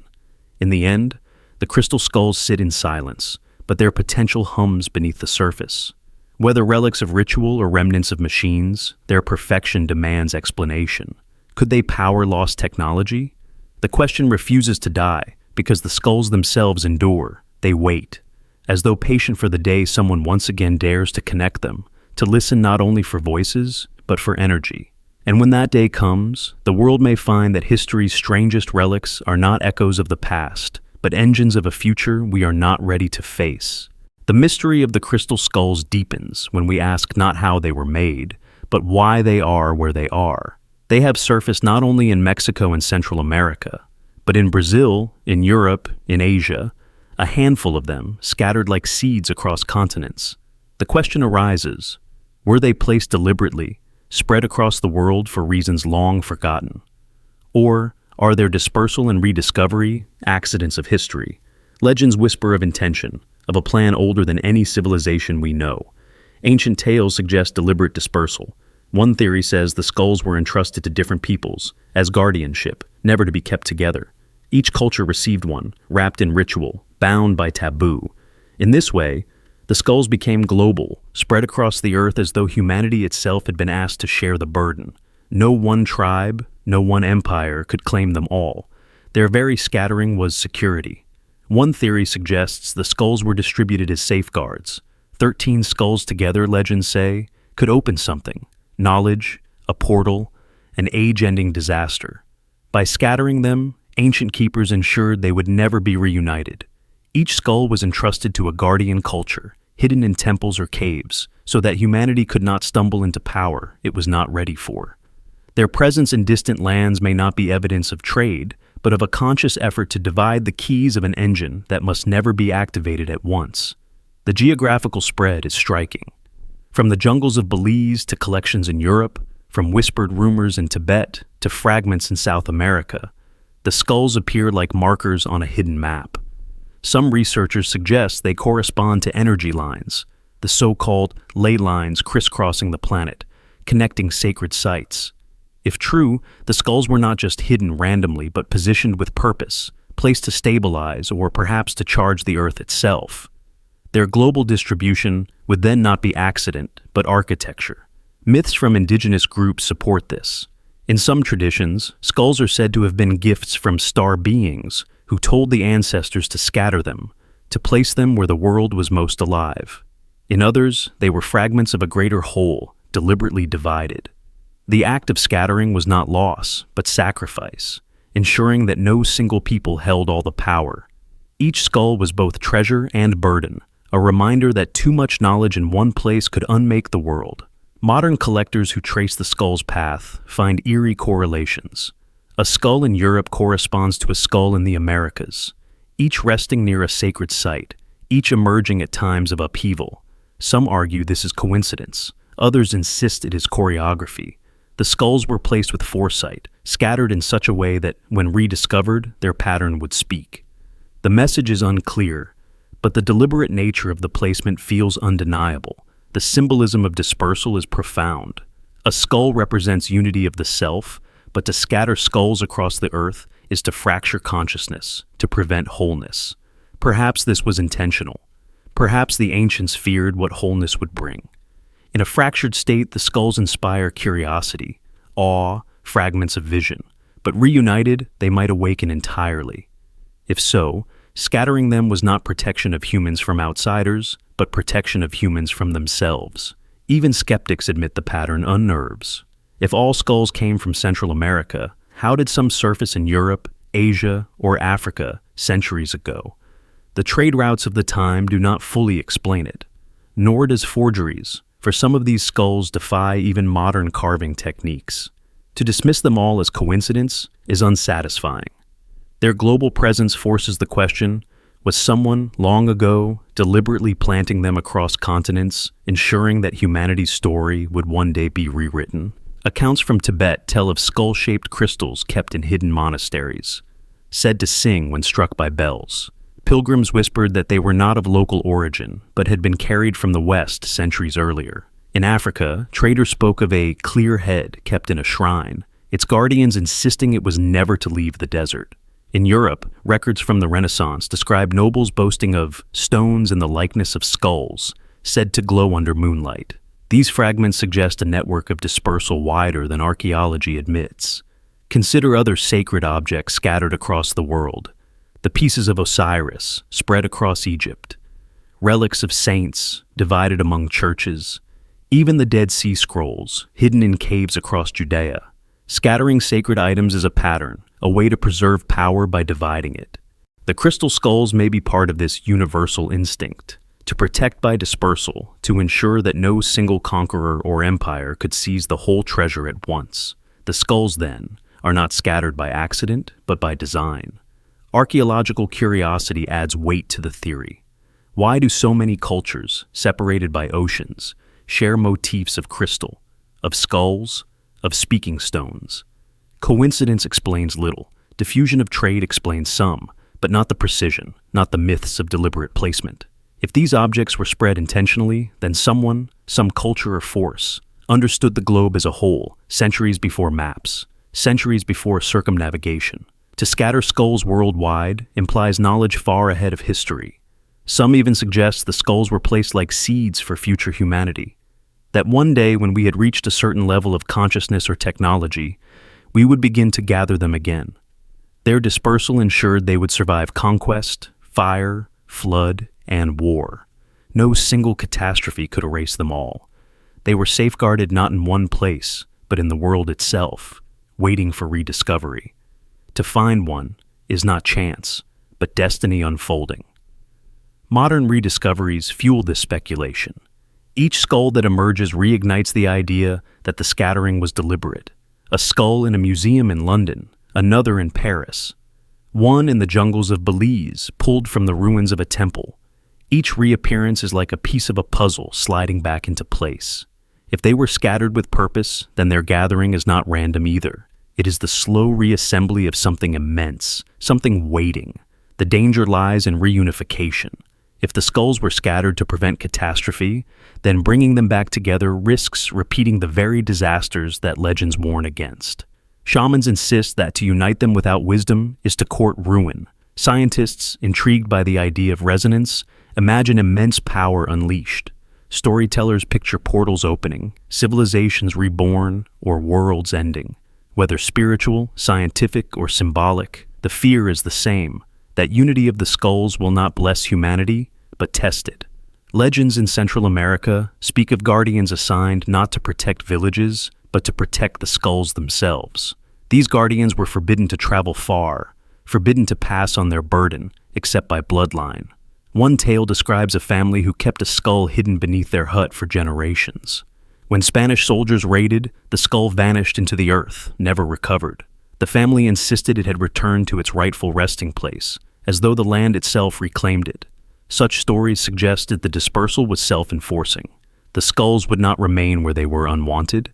Others suggest the skulls map the heavens. Placed on the globe, their positions mirror constellations: Orion, the Pleiades, the Milky Way. If true, then scattering was not random, but cosmological. The Earth itself became a mirror of the sky. The skulls markers of humanity's bond to the stars. To unite them physically would mean nothing unless they were aligned with their stellar counterparts. In this theory, deliberate placement was not only geographic, but cosmic, a synchronization of Earth and heaven. Still, the most haunting interpretation is this: the skulls were not scattered to hide them, but to wait. Each placed in a cradle of stone or soil, where it could sleep until called. Their dispersal ensured they would awaken only in a future when humanity sought them. Every rediscovery, every museum display, every whisper in a village is part of the unfolding. The skulls are not accidents in glass cases. They are deliberate presences, stationed long before our civilizations, waiting for us to notice. So, were they placed across the world deliberately? The myths insist yes. The evidence hints yes. The unease in our bones says yes. Because the skulls, patient and unyielding, look less like scattered relics than like soldiers at their posts, waiting for an order we do not yet understand. And perhaps, when they are gathered again, that order will come, not as a whisper, but as a command written in stone and crystal, carried across the ages to us, the last inheritors of their silent watch. Among all the stories surrounding the crystal skulls, none are more haunting than the warnings. Shamans, elders, and legends insist on the same message. These objects are not toys, not ornaments, not curiosities for collectors. They are dangerous if misused. Mishandling them does not bring simple bad luck, but catastrophe, disasters so vast that they echo in myth as world-ending cycles. To approach a skull without reverence is to invite ruin, not only upon oneself, but upon entire communities. The Mayans spoke of cycles of creation and destruction, each ending in flood, fire, or quake. Within those cycles, the skulls were said to play a role. Handled correctly, they offered guidance, visions, knowledge. Handled wrongly, they summoned imbalance, as though the very elements were disturbed.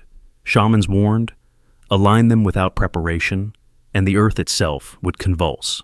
To light them carelessly with fire or sun was to call storms that would not cease. To listen without respect was to open the mind not to wisdom, but to madness. Legends tell of skulls aligned during eclipses, when sun and moon clashed in the sky. In such moments, the skulls did not speak in wisdom, but in fury. The earth shook, storms rose, flames devoured crops. Survivors whispered that the skulls had been angered, that their misuse had turned vision into vengeance. From then on, warnings were passed. Never unite them without the proper rituals, never awaken them without guidance. To do so was to bring about endings, not beginnings. Shamans framed the skulls as teachers who could turn cruel. They said the skulls spoke only truth, and truth could be unbearable. The catastrophe came not from the skulls themselves, but from what they revealed, tearing illusions away until only destruction remained. To those unready, the knowledge burned like fire. In this sense, misuse was not only ritual error, but arrogance, the human tendency to grasp at powers we do not understand. The warnings extend beyond myth into eerie modern tales. Collectors who kept skulls without respect vanished mysteriously, leaving the objects untouched. Laboratories that tested them reported unexplained malfunctions, instruments spiking into chaos. In one story, a team of researchers arranged multiple skulls under bright light. Hours later, the building suffered a blackout, the power grid failing across several blocks. Technicians could not explain the surge. To believers, it was proof. The skulls resist being forced. One myth from the Yucatan tells of a time when priests, desperate for power, gathered multiple skulls against the advice of shamans. They sought to open a gate to the heavens, to summon wisdom from the stars. But when the skulls aligned, the skies darkened, lightning struck the temple, and the city burned. Survivors claimed the skulls screamed, voices of thousands crying out in rage. The priests were found charred, their bodies fused to stone. From then on, the skulls were hidden, scattered, and the story passed down as warning. Another story comes from Guatemala, where a skull was said to glow with inner fire when placed on an altar of obsidian. At first, the people celebrated, believing it a sign of blessing. But then drought struck, rivers dried, and children starved. Elders concluded the fire was not blessing, but warning. The skull had been awakened without balance, and the land itself suffered. The skull was buried deep in the earth, never to be unearthed again. The lesson was simple. The heads do not forgive misuse. Spanish missionaries, recording what they called idolatry, wrote of villagers who refused to bring out their skulls except in times of greatest need. When pressed, elders replied with fear, "To awaken it wrongly is to call the end of days." The missionaries dismissed this as superstition, yet the villagers clung to the warning. To them, it was not myth, it was memory. These tales resonate with the archetype of forbidden power across cultures. Pandora's box, the Ark of the Covenant, cursed jewels, all embody the same lesson. Sacred objects demand respect. To use them selfishly is to unleash chaos. The crystal skulls fit this pattern with uncanny precision. They are not mere curiosities, they are catalysts. Mishandled, they do not wound quietly but loudly, with the fury of nature itself. Myth or not, the message is universal: caution or catastrophe. In modern terms, the warnings echo our own dilemmas. Nuclear power, artificial intelligence, genetic engineering, all promise great advancement, all carry risk of disaster if misused. The skulls may be ancient mirrors of this truth. They remind us that power without wisdom consumes. That technology or sacred relic, the principle is the same. Arrogance leads to collapse. The skulls, in this view, are not only objects, but allegories, symbols of the cost of reckless curiosity. Psychologists interpret the warnings as metaphors. The skulls, being mirrors of the mind, amplify what is brought to them. If approached with fear, they magnify fear until it consumes. If approached with greed, they magnify greed until it destroys. In this sense, catastrophe is not geological but human. Civilizations collapse under the weight of their obsessions. Yet, whether literal or symbolic, the warnings stand. Misuse leads to ruin. Elders say the skulls carry memory, not only of civilizations past, but of their collapses. To misuse them is to replay the failures of history. Every drought, every flood, every collapse of city walls, they are echoes of what happens when arrogance meets sacred power. To touch a skull with the wrong heart is to awaken those echoes, to summon destruction anew. The catastrophe is not curse, but consequence, a replay of cycles written into the very bones of time. Prophecy adds another layer to the warnings. Some shamans claim the skulls are keepers of cycles, destined to awaken when humanity repeats the mistakes of the past. They say the skulls do not punish, but reflect. If war, greed, and exploitation rise, the skulls magnify them until the world collapses under their weight. In this view, catastrophe is not imposed by the heads, but drawn out of us. They are mirrors that do not lie, and when the image is ugly, the reflection destroys. Researchers who tested skulls in laboratories sometimes speak in hushed tones of field effects, sudden surges of energy that damaged instruments. Official reports deny it, but whispers tell of small accidents. Fires sparked, glass shattered, electronics fried. Imagine what would happen if multiple skulls were tested together, aligned as myths describe. Would the results be contained, or would the resonance spiral into something greater, a storm of energy beyond our control? The warnings suggest the latter. Legends insist that catastrophe is not merely physical, but cosmic. To misuse the skulls is to disrupt balance, not only on Earth, but in the heavens. Stars misalign, seasons falter, the thin threads binding worlds loosen. These are not metaphors to those who tell them. They are cosmic truths. The skulls are not just relics of quartz. They are anchors. Remove them, misuse them, and the world itself unravels. And yet, the temptation never ceases. Humans have always reached for forbidden fire. We split the atom. We build machines that think. We chase immortality. The skulls are warnings carved in stone saying, not every key should be turned, not every lock should be opened. Their silence is conditional. Mishandle them, and they may remind us why they were scattered in the first place. The most chilling possibility is that the skulls themselves are testing us.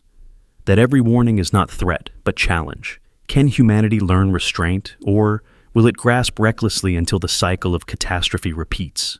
The heads may be waiting, silent, patient, to see which path we choose, and if we fail, they will not need to punish. Our own actions will summon the disaster, written into the fabric of time by those who warned us long ago. So the stories persist. Shamans whisper, elders caution, researchers hint, and myths thunder the same message. Misuse the skulls, and catastrophe follows. Whether through storms, through madness, or through collapse of entire civilizations, the warning stands eternal. The skulls are not merely relics of the past. They are guardians of balance. Treat them with reverence, or watch the world fracture under the weight of their silence broken.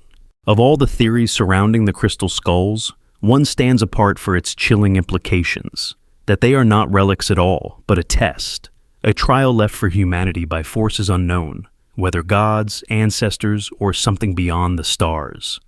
They are keys perhaps, they are relics perhaps, but most of all, they may be questions carved in stone, questions with answers that determine whether humanity rises or falls. The skulls defy time, perfect, flawless, immune to the marks of tools, they stand apart from the artifacts of ordinary history. This perfection itself feels intentional, as though they were made to endure, waiting patiently across centuries until they could confront us. They are not random.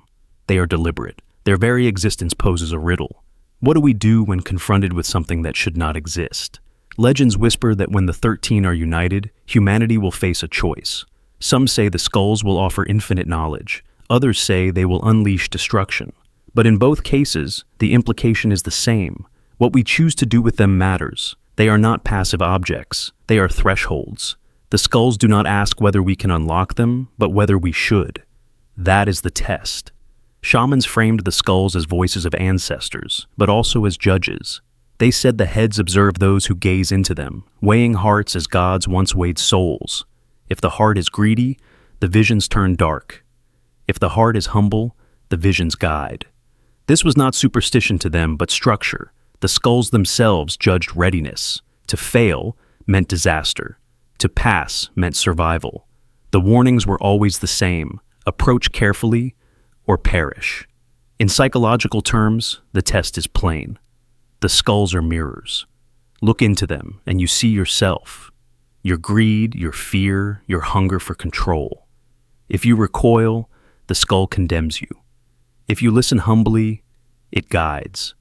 In this sense, the test is not technological, but moral. The heads do not measure intelligence or strength. They measure restraint, wisdom, compassion. Fail, and catastrophe follows. Pass, and perhaps a door opens into a different kind of future. Stories from across the world echo this pattern. In one Guatemalan legend, a young priest touched a skull seeking power. He saw himself crowned king, armies bowing at his feet. He rejoiced until lightning struck, and he was found dead by morning. Another tale speaks of a woman who approached the skull in grief, asking for her lost child. She saw a vision of her people surviving famine, new crops sprouting. Her line endured. The skulls did not test equally. They tailored judgment to the heart that asked. Power seekers failed. Seekers of survival passed. Modern voices carry the same unease. Scientists who examined the skulls admitted they felt watched. Collectors who kept them spoke of dreams that judged them, nightmares of courts where the skulls presided. To some, these were hallucinations. To others, they were the test at work. Each interaction becomes examination. Every dream, every whisper, every disappearance is the skulls asking, "Are you ready?" And so far, the answer has often been no. The possibility that they are a test reframes everything. The anomalies in their construction are not mysteries to solve, but puzzles to challenge us. The scattering of skulls across the world is not coincidence, but design. To ensure the test reaches many, to see how different peoples respond. Even the myths of catastrophe fit this frame. Disasters are not random, but failures of the exam. Civilizations misused the skulls, failed the test, and collapsed. The skulls endured, waiting for the next candidate. In ancient traditions, tests were always disguised. Heroes faced labyrinths, riddles, ordeals of fire and water. The skulls may be another form of that archetype, a riddle hidden in quartz. They demand patience, humility, and courage. To seize them as trophies is to fail. To treat them as sacred, to approach with reverence, is to pass. In this sense, the skulls are less about power and more about proving worthiness. They ask, can humanity handle knowledge without destroying itself? One prophecy speaks of a day when humanity will unite the skulls, not for greed, but for peace. If we approach with balance, the test will open not catastrophe, but transformation. The skulls will awaken, not as weapons, but as bridges to higher understanding. Yet the prophecy carries a warning as well. If united in arrogance, the skulls will not guide but destroy. The test is simple in design, yet absolute in consequence. In this framework, the skulls are not accidents. They are deliberately crafted examinations. Their flawless design proves mastery beyond ours. Their scattering across the world proves intention. Their survival across centuries proves endurance. Every property of the skulls says the same thing. They were placed to be encountered. They are not curiosities, they are checkpoints. Stories of those who vanished after mishandling skulls take on new meaning here. They are not curses, but failures. They are the wrong answers to the exam, punished not out of malice, but by the nature of the test itself. Just as fire burns those who mishandle it, so too do the skulls consume those who seek to use them selfishly. In this way, the disappearances and disasters are not mysteries, but grading. Anthropologists note that initiations in tribal societies often involved facing death, mock burials, symbolic killings, ordeals of fear. The crystal skulls fit this pattern. To look into a skull is to face your own mortality, to feel judgment. They may be humanity's initiation rite on a civilizational scale. Our species, stumbling into modernity, must look into the eyes of eternity and decide whether we are children still or adults capable of wisdom. The skulls are the elders, silent, waiting to see if we are ready to take our place among them. There is a chilling possibility that the skulls test not individuals, but the collective. Alone, they give visions, warnings, perhaps madness. Together, they offer choice on a larger scale. When the 13 align, humanity itself will be judged. Not kings, not priests, not collectors, everyone. The heads may not care about nations or religions. They may care only whether the species is ready to join whatever greater community waits beyond. And if not, the punishment may be final. Another reset, another age of ruins. Modern parallels illuminate the idea. Nuclear weapons, artificial intelligence, climate change, each is a test. Each forces us to ask, will we wield power wisely or perish by our own hand? The skulls may be the oldest test of all, a symbolic version carved into stone, reminding us that the trial of restraint has always defined humanity's fate. Whether with fire, atom, or quartz, the question is the same. Can we control ourselves? Some researchers argue the skulls were left deliberately by ancestors or even by other beings as an exam for us. To discover them is step 1. To decipher them is step 2. To use them wisely is step 3. Fail at any stage, and collapse follows. Pass, and perhaps we graduate into a greater role in the cosmos. The skulls, in this light, are not curiosities, but diplomas waiting to be earned. Perhaps that is the cruelest part of the test. It has no instructions. No carved tablet explains what to do. No manual teaches safe use. Humanity must guess, must risk, must reveal its character through action. To fail is easy. To succeed requires wisdom so rare it may never be found. That, perhaps, is why the skulls wait. They are not eager to be unlocked. They are patient, knowing most who try will stumble. The true test is endurance, the willingness to wait until we are ready. Myths from Guatemala describe skulls that demanded offerings not of blood, but of courage. Shamans would place apprentices before a skull in darkness, forcing them to endure visions. Only those who faced the voices calmly were deemed ready to lead. Those who panicked, who fled, were banished. In this way, the skulls were literal examinations, separating strength from weakness.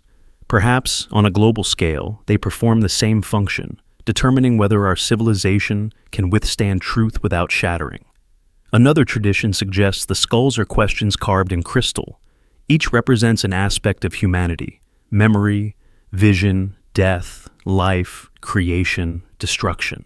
To pass the test, we must understand that these opposites are inseparable, that death sustains life, that destruction breeds creation. Those who seek to wield only half of the truth fail. Only those who embrace the paradox succeed. The skulls, then, are not judges but riddles, waiting for us to solve the equation of existence itself. Some scholars go further. They argue that the skulls are not only tests for us, but records of previous failures. Each contains the voices of civilizations that fell, their warnings locked in crystal. To gaze into them is to hear not prophecy, but memory, the echo of those who took the test and lost.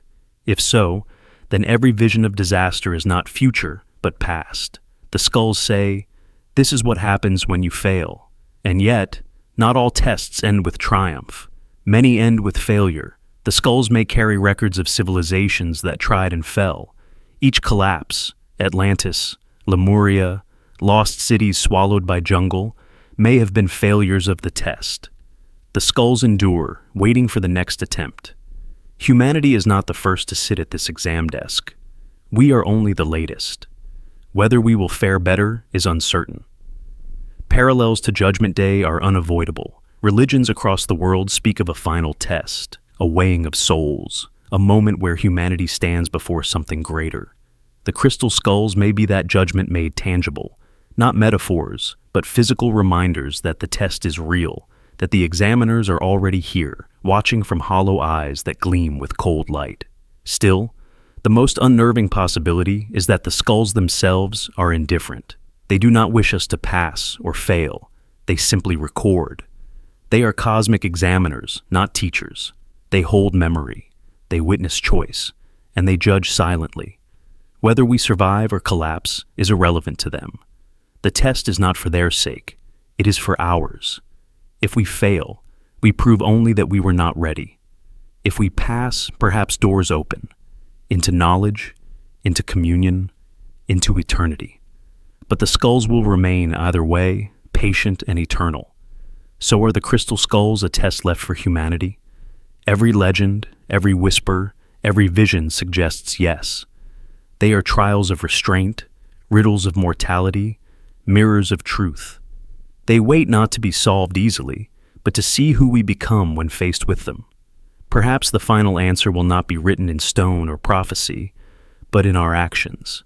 And when the test is complete, history will show whether we earned survival, or whether, like so many before, we failed the exam carved in crystal.